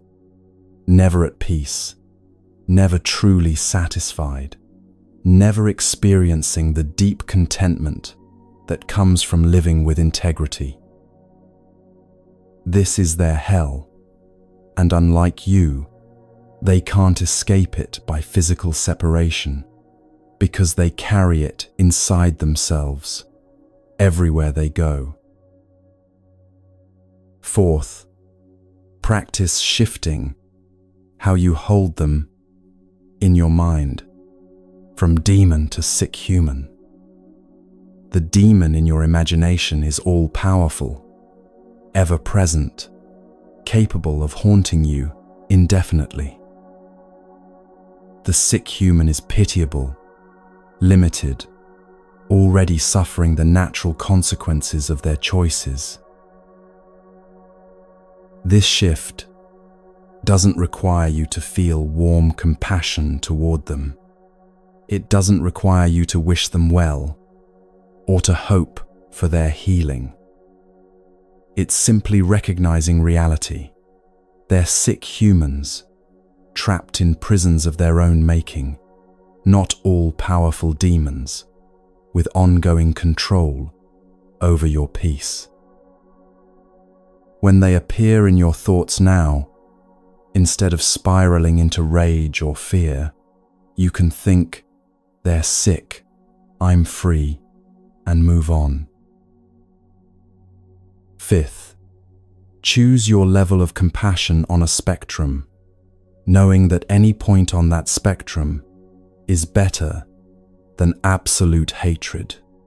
Full compassion might sound like, I genuinely wish they could heal from whatever made them capable of such cruelty.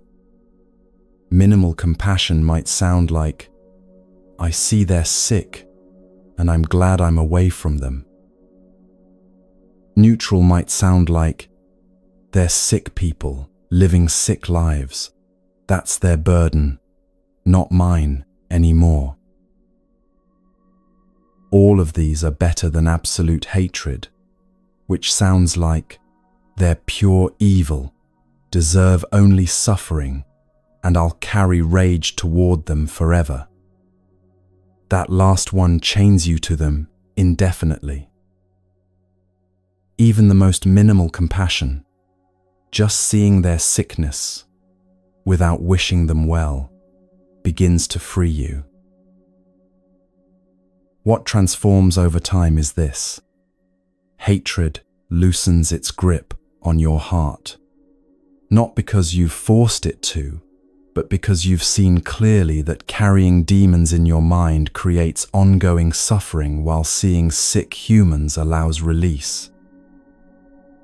The person who hurt you shrinks back to human size in your memory, instead of looming as an outsized monster. This creates space in your mind for other things, for healing, for joy, for new relationships, for peace. Most importantly, you become free whether they ever change or not, whether they ever face consequences or not, whether they ever understand what they did or not. Your freedom doesn't depend on their transformation.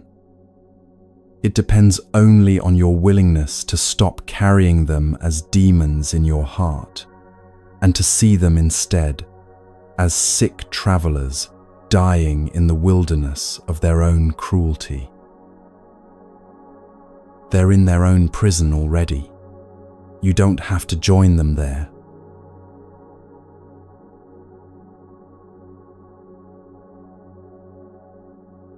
The fifth way begins on another hot day, the kind that makes you desperate for relief. A person is walking under the blazing sun, their body covered in sweat, their clothes sticking uncomfortably to their skin. Every step feels heavy, the heat pressing down on them like a physical weight. Their throat is dry, their skin flushed and burning, and all they can think about is finding water, finding shade, finding anything that might offer escape from this relentless temperature. As they approach the village, something catches their eye. Not far ahead, a lake. But this isn't like the algae-covered lake from the second way. This lake is different. Immediately, obviously, different. Even from a distance, they can see how beautiful it is. They move closer, drawn by what they're seeing. The water is perfectly clear, so clear you can see straight through to the bottom. See every stone on the lake bed. See how the light plays through the water. There's a quality to it that suggests sweetness Not just drinkable, but genuinely refreshing. The kind of pure water that tastes better than anything you could imagine. The lake bed itself is level and even. No hidden dangers lurking beneath the surface. No sudden drop-offs or sharp rocks. Just smooth consistency all the way across. The banks of the lake are lush with vibrant green grass, soft and welcoming, the kind of grass that invites you to sit, to lie down, to rest. And surrounding the whole scene, fresh, beautiful trees, providing deep shade. Their leaves rustle gently in whatever breeze exists, creating dappled patterns of light and shadow on the water's surface. The entire setting is perfect, like it was designed specifically for this moment, for this person, for this need. There's nothing to fix here, nothing to work around, nothing to clear away or examine carefully or approach with caution. This lake is exactly what it appears to be: pure, clear, refreshing, safe, inviting. Everything about it says, come, rest, be refreshed. And the person doesn't hesitate. This is important. There's no calculation, no suspicion, no holding back. They simply remove their clothes, because there's nothing to hide from this purity, nothing to protect themselves from in this clear water. They don't test it first with a toe or wonder if it's really as good as it looks. They trust what they're seeing because what they're seeing is trustworthy, and they jump in completely. The moment they hit the water, everything changes. Immediate relief, complete comfort. The coolness surrounds their overheated body, washing away the suffering of the heat in an instant. They drink deeply, and the water is as sweet as it looked, pure and satisfying in a way that goes beyond just quenching thirst. They bathe completely, letting the water touch every part of their body, holding nothing back from this refreshment. The suffering they were experiencing, the heat, the exhaustion, the desperate discomfort, all of it disappears. Not gradually, not with effort, but immediately upon entering the water. This is what complete kindness offers. Total refreshment, when you're willing to receive it fully. They emerge from the lake renewed, restored, grateful they didn't stand at the edge, calculating whether they deserved to enter, or worrying about what it might cost them. This is Shariputra's teaching for the fifth kind of person in your life. Someone who is thoroughly kind to you in every possible way, in their body, in their speech, in their mind. Their actions consistently demonstrate care.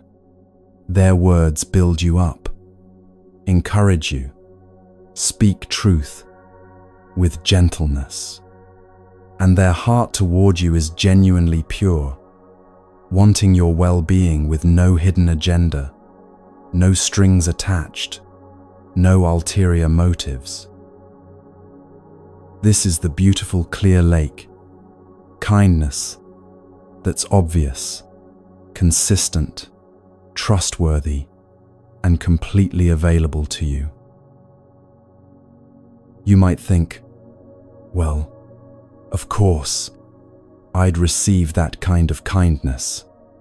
This teaching seems obvious.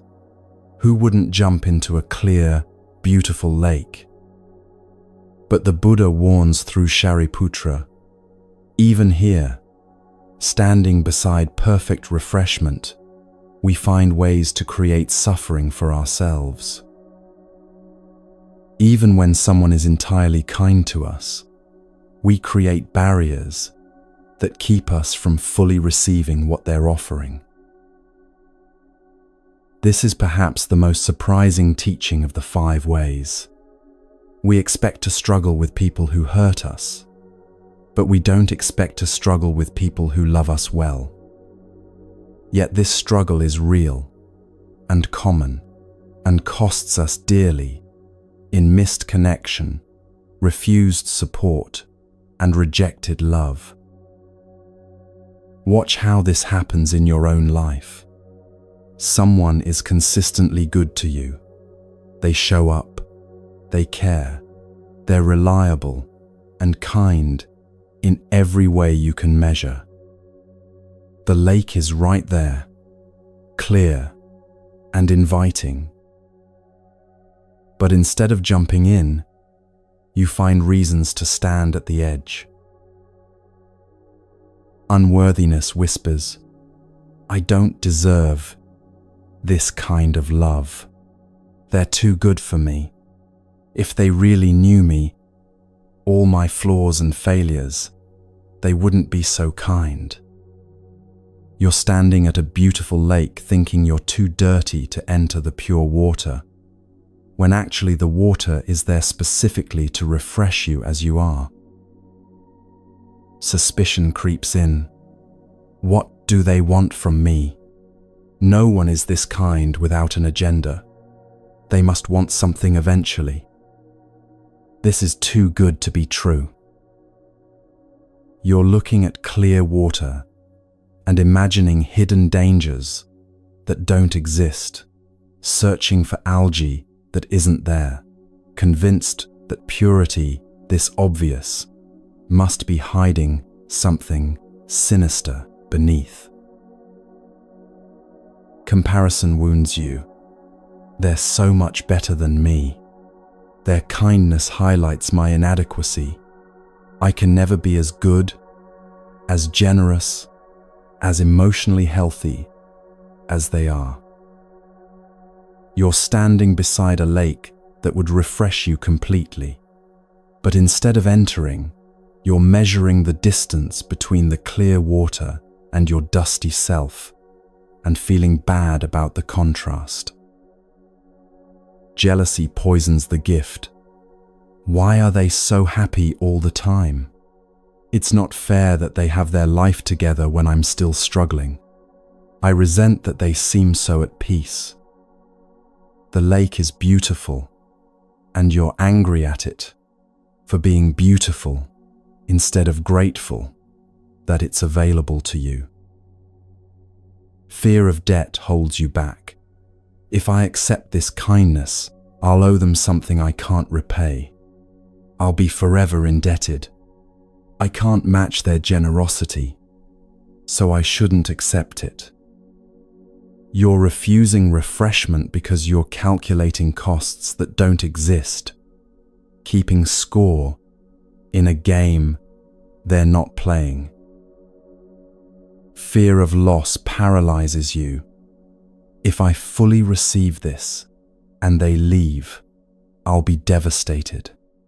Better not to depend on them so completely. If I jump in all the way and someday the lake isn't here, I won't survive it. You're dying of thirst beside pure water because you're afraid of future thirst, suffering now to avoid potential suffering later. Each of these barriers is real in your mind, real in how it stops you from receiving, but none of them change the fact that the lake is there, clear and pure, offering complete refreshment if you're willing to jump in. The obstacles aren't in the water, they're in your head, your history, your fears, your calculations. Think about a friend who's been steadfast for years. They show up consistently, not just when it's convenient, but when it really matters. They remember what's important to you, celebrate your wins without jealousy, support you through losses without judgment. There's no drama with them, no games, no keeping score. Just genuine, reliable friendship, year after year. This is a clear lake standing right in front of you, but watch what your mind does. I'm not a good enough friend back. I don't call them enough. I forget to check in. I'm too wrapped up in my own problems. That's unworthiness keeping you from jumping in fully. Why are they so nice to me? Do they not have other friends? Is something wrong with them that they choose me? That's suspicion contaminating clear water. They're so much more together than I am. They never seem anxious or messy or struggling. That's comparison making you feel worse instead of letting their peace refresh you. But what if you just jumped in? What if when they showed up for you, you fully received their presence instead of minimizing it with, "Oh, you didn't have to come"?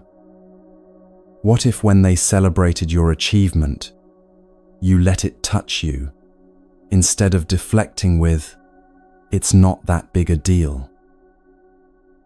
What if when they offered support, you accepted it openly instead of insisting, "I'm fine, really"? The friendship would feel different immediately. Not because they'd change, the lake was already clear, but because you'd finally let yourself be refreshed by what was always available. You'd experience the full depth of connection that's been waiting for you all along, held back only by your refusal to receive it fully. Or think about a partner whose love is consistent and kind. They see your flaws clearly and love you anyway. They support your growth without trying to control your direction. Their words build you up. Their actions show care. Their heart toward you is generous and true. This is what you hoped for in relationship, what you maybe thought didn't really exist. But even here, standing in front of this clear lake, you might find yourself at the edge instead of in the water. I don't deserve this. They could do so much better than me. Why do they love me? There must be something wrong with them if they think I'm worth loving. They're more emotionally mature, more stable, more capable than I am. The imbalance is embarrassing. If I fully open my heart and they leave someday, I won't survive the loss. All of these thoughts are armor, protection against being hurt, but they also protect you from being loved.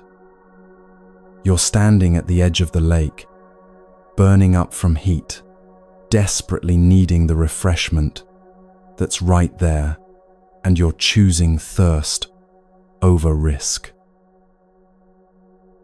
What would it mean to take off the armor, to enter the water completely? When they express love, receive it fully. Yes, I feel loved by you. Thank you.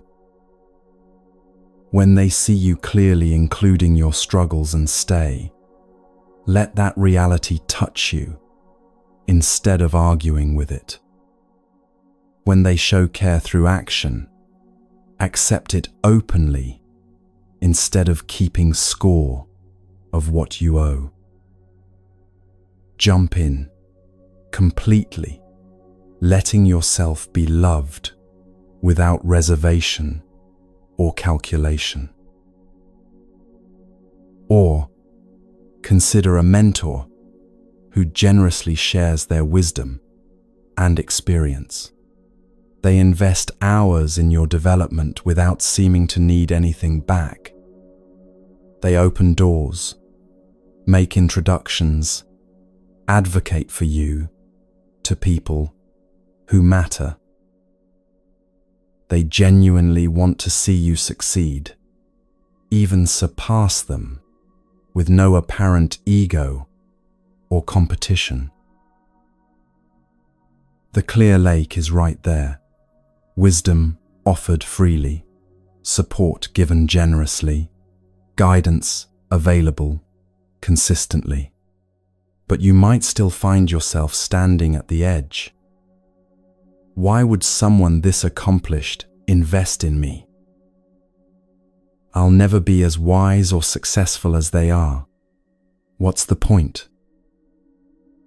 I can never adequately repay this level of investment. I resent needing their help.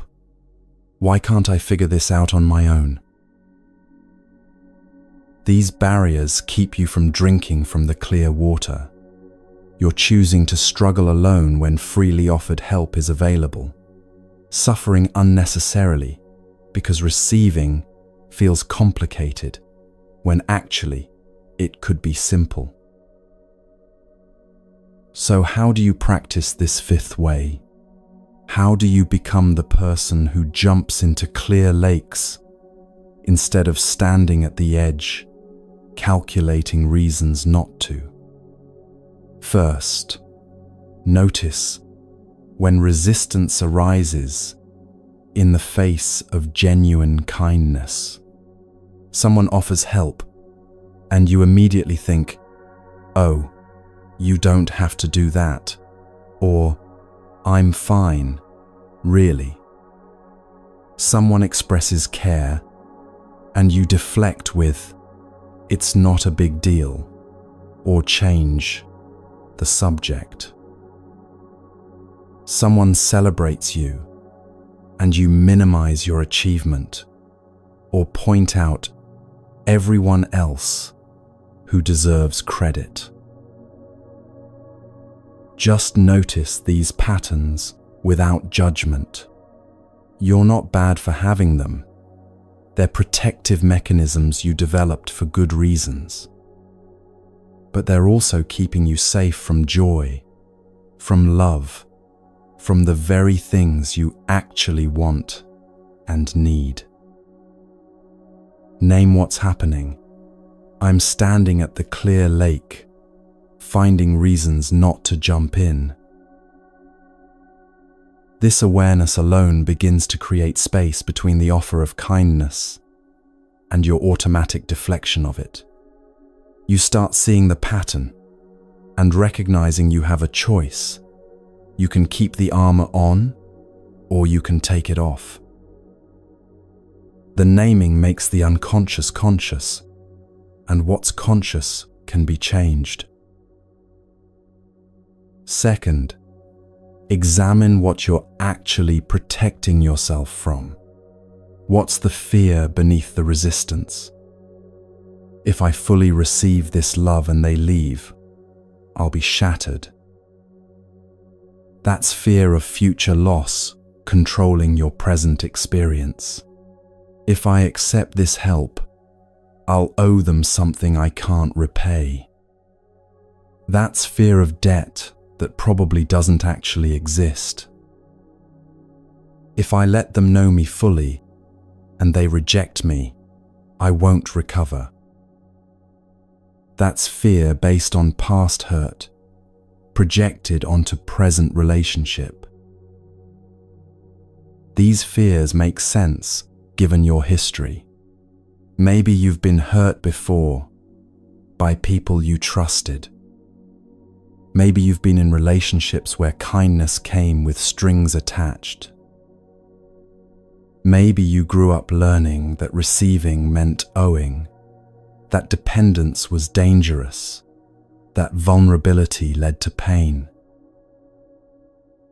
But here's the question: is this person offering this kindness right now actually threatening?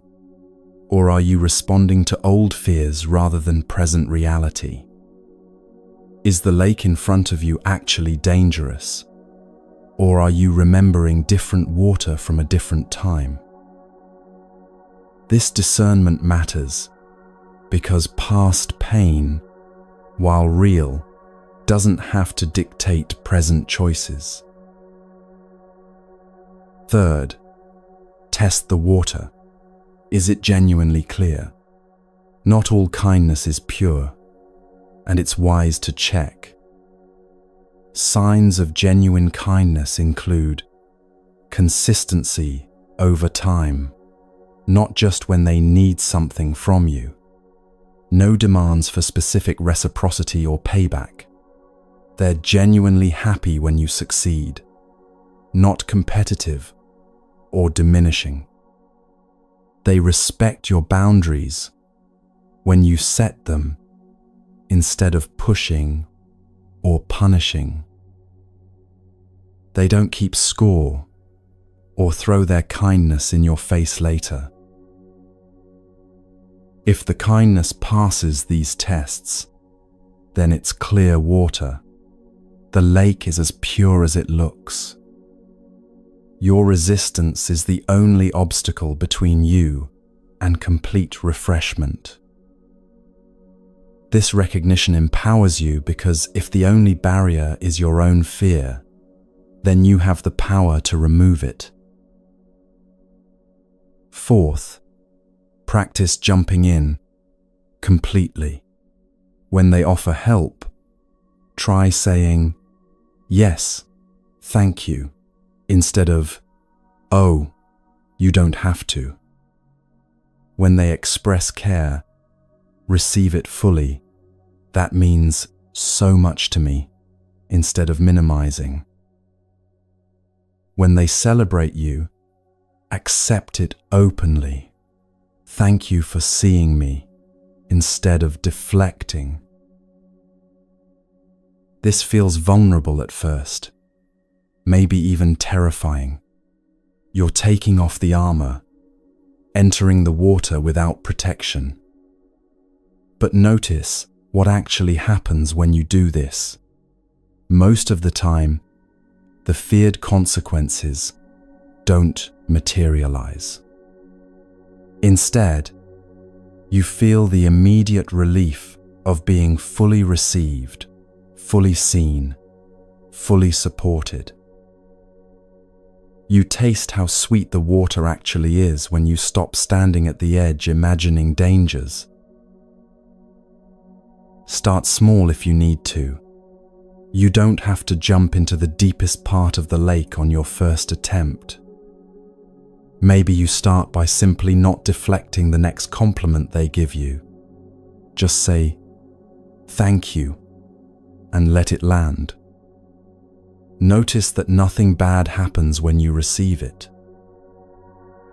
Build from there. Each time you receive instead of deflect, you're wading a little deeper into the water, discovering it's safe, discovering it refreshes you. Fifth, be in the water without trying to grasp it. This is subtle but important. When you're swimming in the lake, you don't try to hold the water in your hands. It flows around you, refreshes you, and you can't own it or control it. Same with kindness. Grasping looks like demanding they never change. Promise, you'll always be exactly this way. Making them responsible for your happiness. "I can't be okay without you." Trying to control the relationship. "You can't have other friends who matter as much as I do." That's trying to hold water, and it just slips through your fingers, causing frustration. Being in it without grasping looks like enjoying completely while it's here, feeling grateful without feeling entitled, being fully present to the gift without demanding guarantees about how long it will last.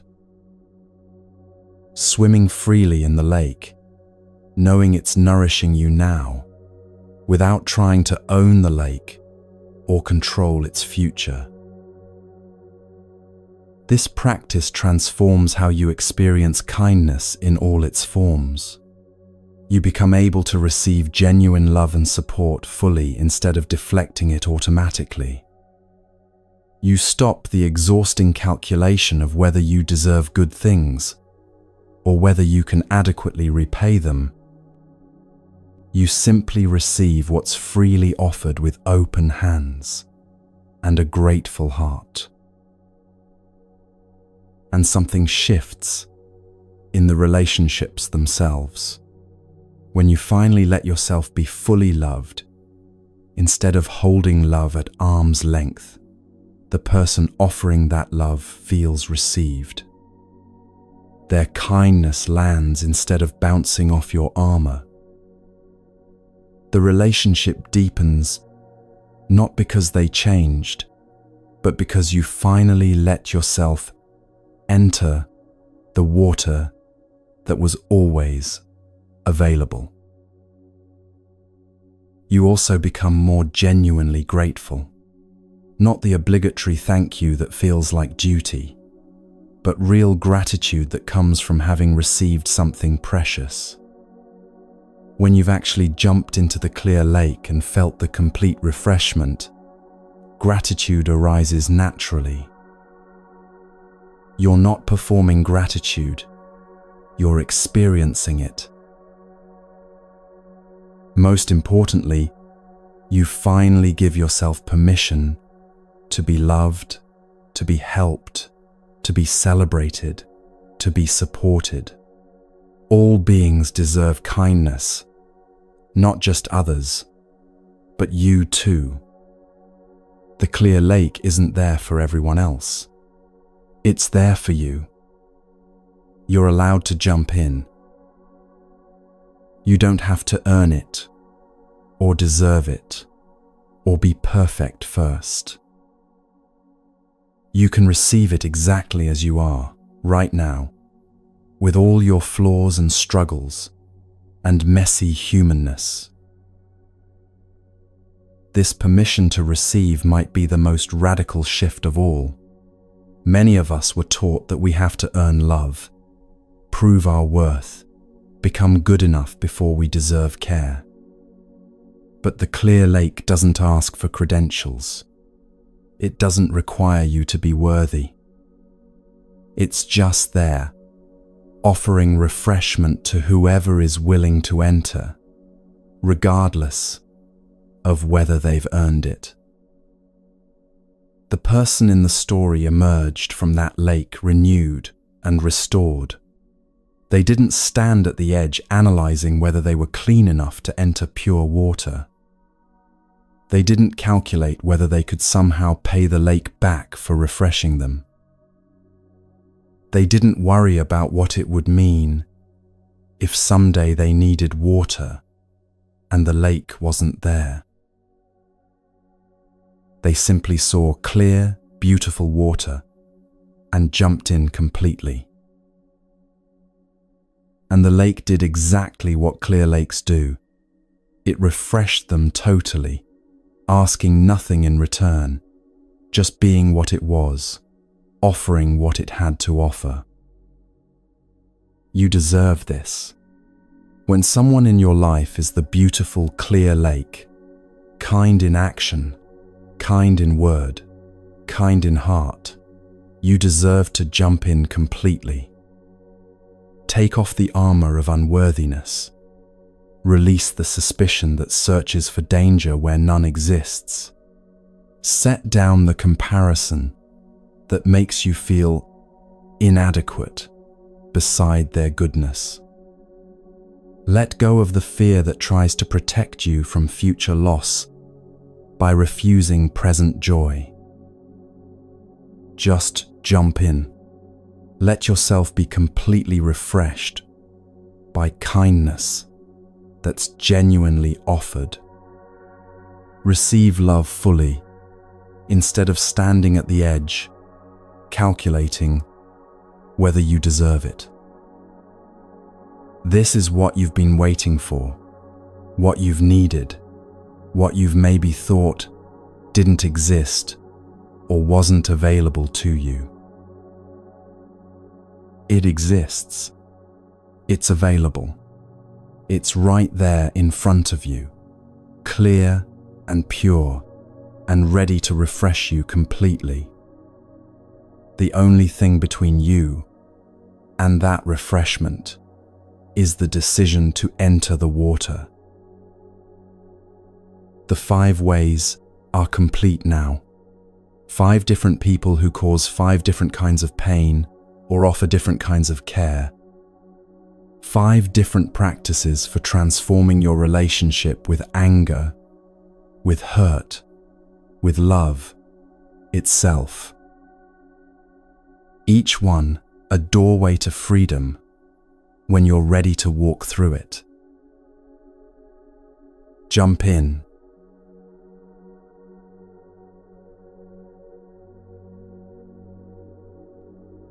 You now have 5 ways to transform the anger that's been burning you. 5 ancient teachings from Shariputra, preserved for over 2,000 years, waiting for this exact moment when you need them. But knowing about them and actually living them are 2 different things. So let's talk about how this works in your real life, starting tonight with the actual pain you're carrying right now. First, you need to know which way fits which situation. This isn't complicated, but it requires honest seeing. Think about the person who's causing you the most suffering right now, the one whose name makes your chest tighten, whose memory disrupts your peace, whose presence in your thoughts steals your rest. Now look clearly at what they actually do and say. If their actions toward you are mostly unkind, unreliable, dismissive, harmful, but occasionally they say something genuinely kind or helpful, you're looking at the first way, the monk and the garbage pile. Their behavior is the refuse. Their rare kind words are the clean cloth. Your practice is to take only what's genuinely useful and leave the rest exactly where it is, with them, not in your heart. This might be your difficult boss who creates constant stress, but occasionally gives feedback that actually helps you grow, or a parent whose actions have been neglectful, but who sometimes expresses love in their limited way. The practice here is discernment, examining each kind word like the monk examined the cloth, taking what's truly clean, leaving the garbage untouched. If their words are harsh, critical, rough, maybe even hurtful, but their actions consistently show care and support, you're looking at the second way, the lake covered with algae. Their delivery is the unpleasant surface. Their demonstrated care is the pure water beneath. Your practice is to push aside the harsh words, to reach the genuine care their actions reveal. This might be a parent who never learned to say, "I love you," but shows up every single time you need them, or a mentor whose blunt feedback stings but who invests hours in your development. Or a friend with a sharp tongue who defends you fiercely when it matters. The practice here is responding to the action truth instead of the word harshness, hearing the care beneath the clumsy delivery. If they're almost entirely unkind, actions, words, everything harmful, but you've witnessed one tiny moment of genuine humanity or kindness, you're looking at the third way, the buffalo's footprint. Vast unkindness, with just a drop of kindness in the middle. Your practice is to honor that drop without pretending the surrounding barrenness doesn't exist. This might be someone who's been mostly cruel, but showed one moment of genuine remorse. Or a toxic relationship where 99% was harmful, but 1% revealed actual humanity. The practice here is the most delicate, acknowledging the tiny real kindness without using it to excuse the massive harm, preventing yourself from building demons in your mind while still protecting yourself completely. If they seem entirely without kindness, actions cruel, words cutting, heart apparently devoid of care, and you can find no kindness to acknowledge at all, you're looking at the fourth way, the sick traveler, complete unkindness that feels unforgivable. Your practice is seeing their cruelty as their sickness, their prison, their hell, not because they deserve compassion, but because holding them as demons in your mind destroys your peace. This might be someone who abused you without remorse, who betrayed you fundamentally and showed no regret, who wielded power cruelly and seemed to enjoy it.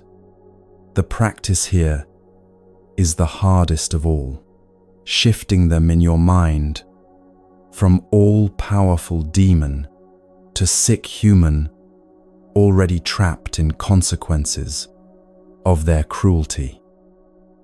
This shift doesn't excuse them, doesn't mean reconciliation, doesn't require you to wish them well. It simply means you stop carrying them as monsters that haunt you and see them instead as sick beings imprisoned by their own sickness. And if they're genuinely kind in every way you can measure, actions caring, words encouraging, heart pure toward you, but you find yourself unable to fully receive their kindness, you're looking at the fifth way, the beautiful clear lake. Complete kindness available, but barriers in your own mind, keeping you from entering the water.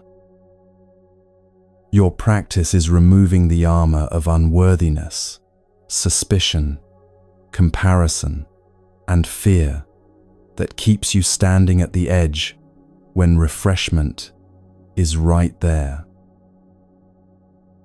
This might be a friend who's been steadfast for years, but you keep minimizing their care, or a partner who loves you genuinely, but you can't let yourself be fully loved, or a mentor who invests in you freely, but you can't receive it without calculating debt.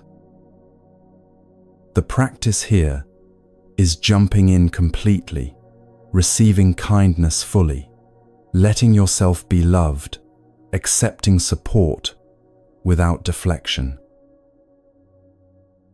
Now here's what's important to understand about choosing which way to use. These aren't rigid categories where each person fits only one box forever. The same person might require different ways at different times as your relationship evolves or as you heal. A parent who was the fourth way when you first left home seeing their cruelty as sickness that destroyed their capacity for care, might become the third way years later when they show one genuine moment of remorse. Later still, they might become the second way as you recognize care beneath their still rough words. Eventually, they might even become the first way, where you can take occasional wisdom while leaving harmful patterns untouched. Or you might move in the other direction. Someone who was the fifth way, genuine kindness you were learning to receive fully, might reveal themselves to need the first way instead, as you discover their actions don't match their words. This isn't failure in your practice. It's clear seeing, which is always the foundation of wisdom. Trust your discernment here. You know your situation better than anyone else possibly could. If a way feels right for your situation, use it. If it doesn't fit, try another. The 5 ways are options for your liberation, not rules you must follow in order or obligations you owe to anyone. And here's what Shariputra understood that makes this teaching so profound.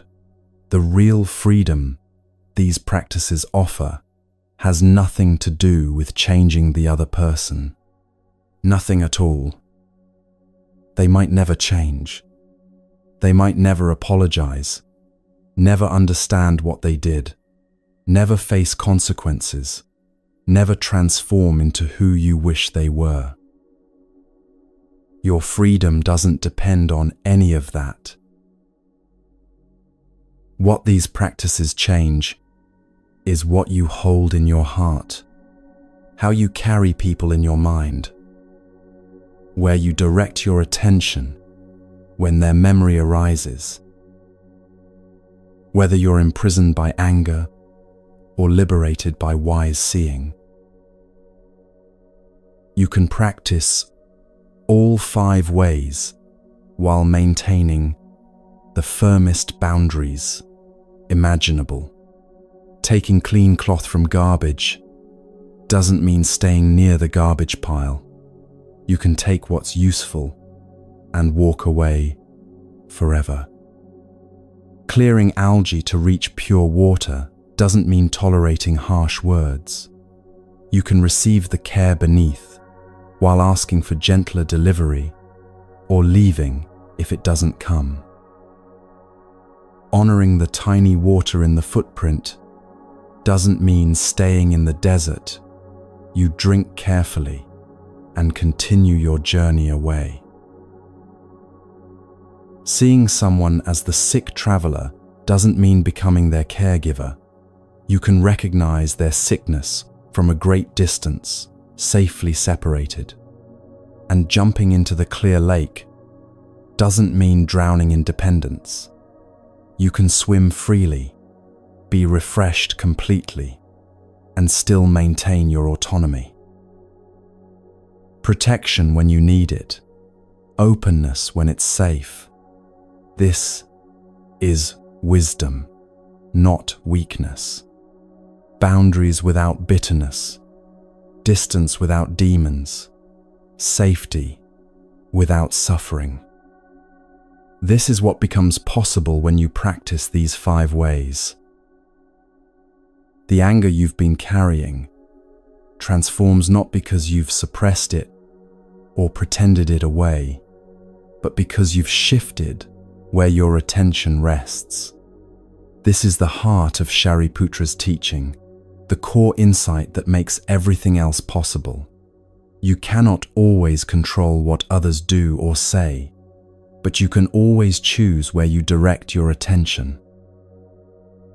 When the difficult boss speaks, you can direct your attention to the rare, helpful feedback or to the constant criticism. Both are there. Which one you focus on determines whether you leave that job bitter or skilled. When the gruff parent calls, you can direct your attention to their harsh words or to their consistent showing up. Both are real. Which one you notice determines whether you experience deprivation or imperfect love. This isn't positive thinking or denial. You're not pretending the garbage doesn't exist, or that algae is pleasant, or that cruelty is acceptable. You're seeing everything clearly and then choosing, consciously, deliberately, where to rest your attention. This choice, this wise direction of attention, is what transforms suffering into freedom.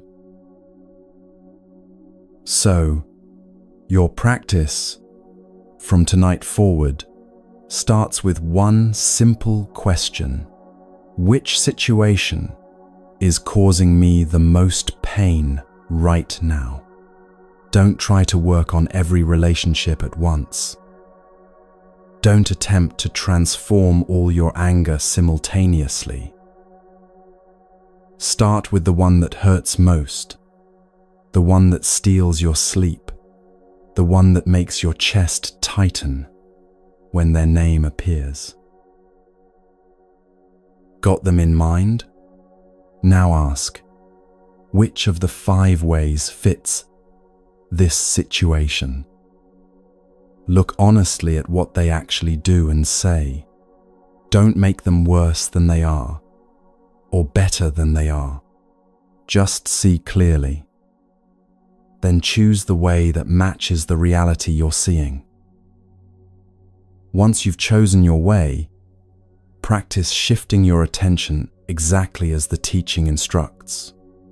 If it's the garbage pile, start examining each interaction for clean cloth while leaving refuse untouched.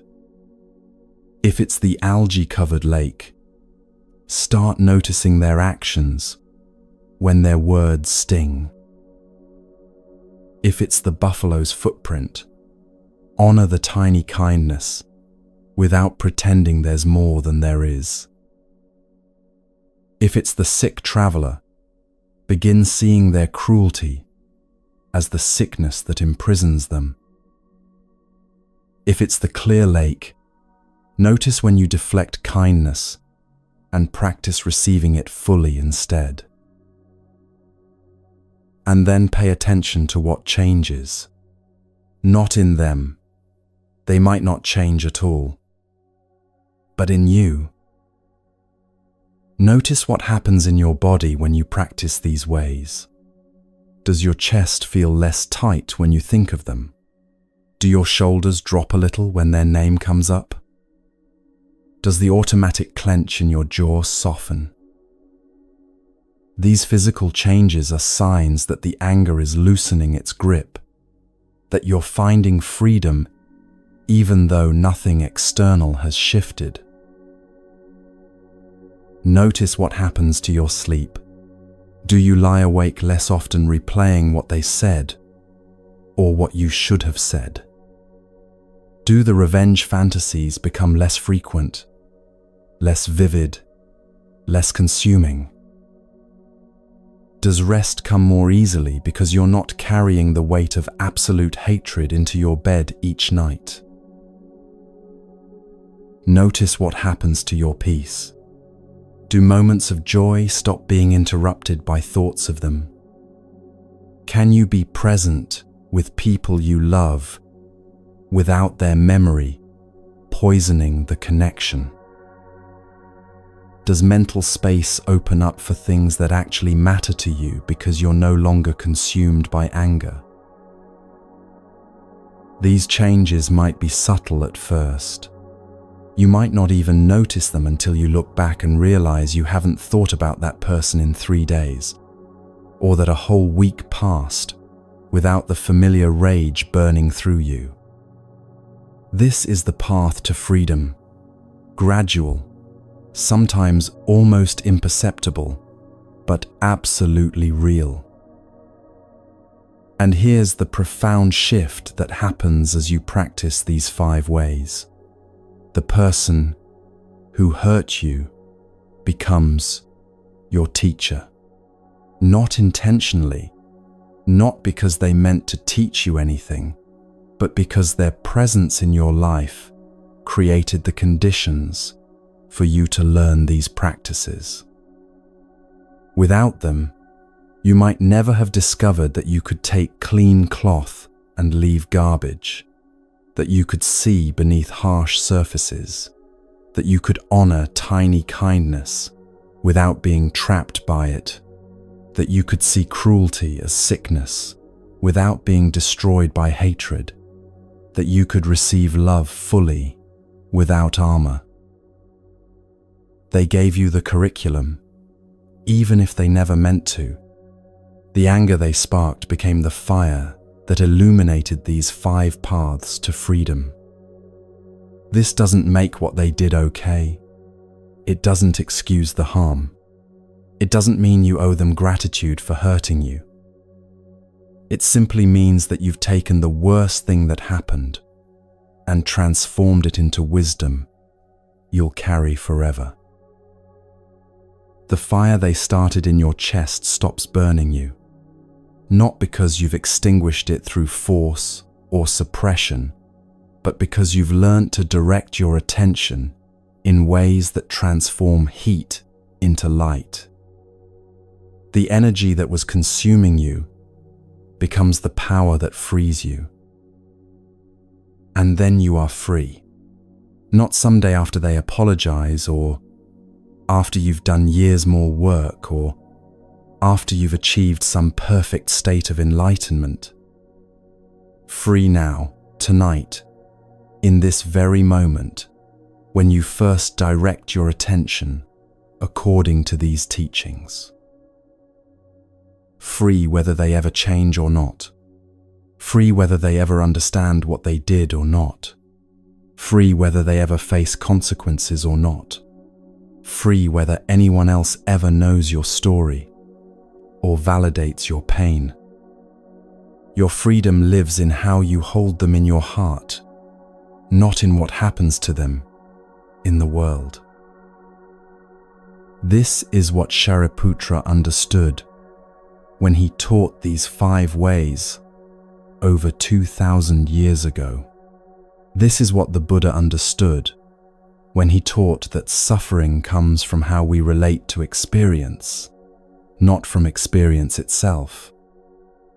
This is what countless practitioners have discovered as they've walked these paths before you. You're not alone in this practice. Across centuries and continents, people carrying the same burden you carry have found the same freedom you're finding. Some used the first way, some the second, some the third or fourth or fifth.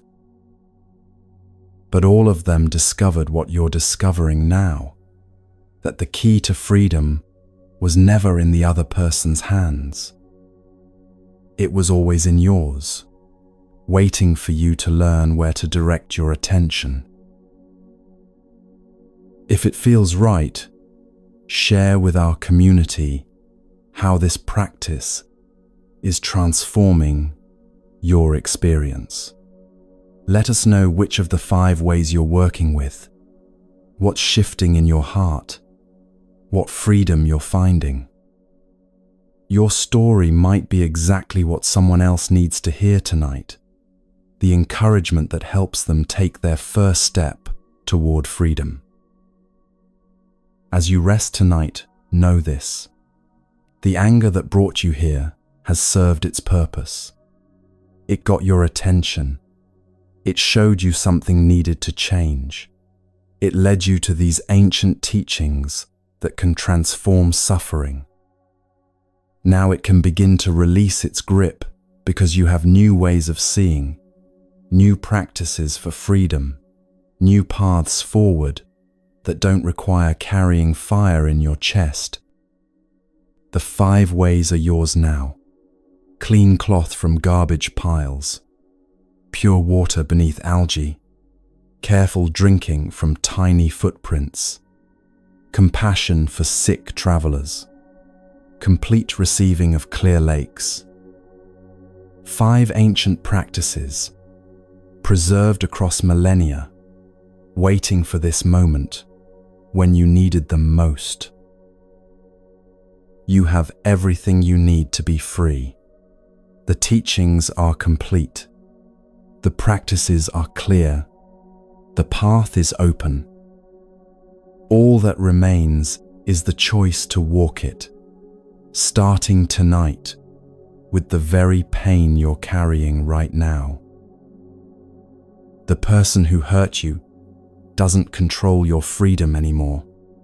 The anger doesn't rule your heart anymore. The suffering doesn't define your days anymore. You've learned to direct your attention in ways that transform everything. Rest now. Let these teachings settle into your heart. Tomorrow you'll practice them in your actual life, with real people, in concrete situations. But tonight, just rest in knowing that freedom is possible, that suffering can transform, that the fire can stop burning you. Shariputra's voice has carried across 26 centuries to reach you in this moment. The Buddha's wisdom about suffering and freedom has survived wars and translations and the rise and fall of civilizations to arrive exactly when you need it. This is not accident. This is not coincidence. This is your path to freedom, and it begins right now. The anger you carried here tonight can leave differently than it came, not through force or suppression, but through wise seeing, through skillful attention, through these 5 ways that transform suffering at its root. You are free. The teachings are complete. Your liberation begins now.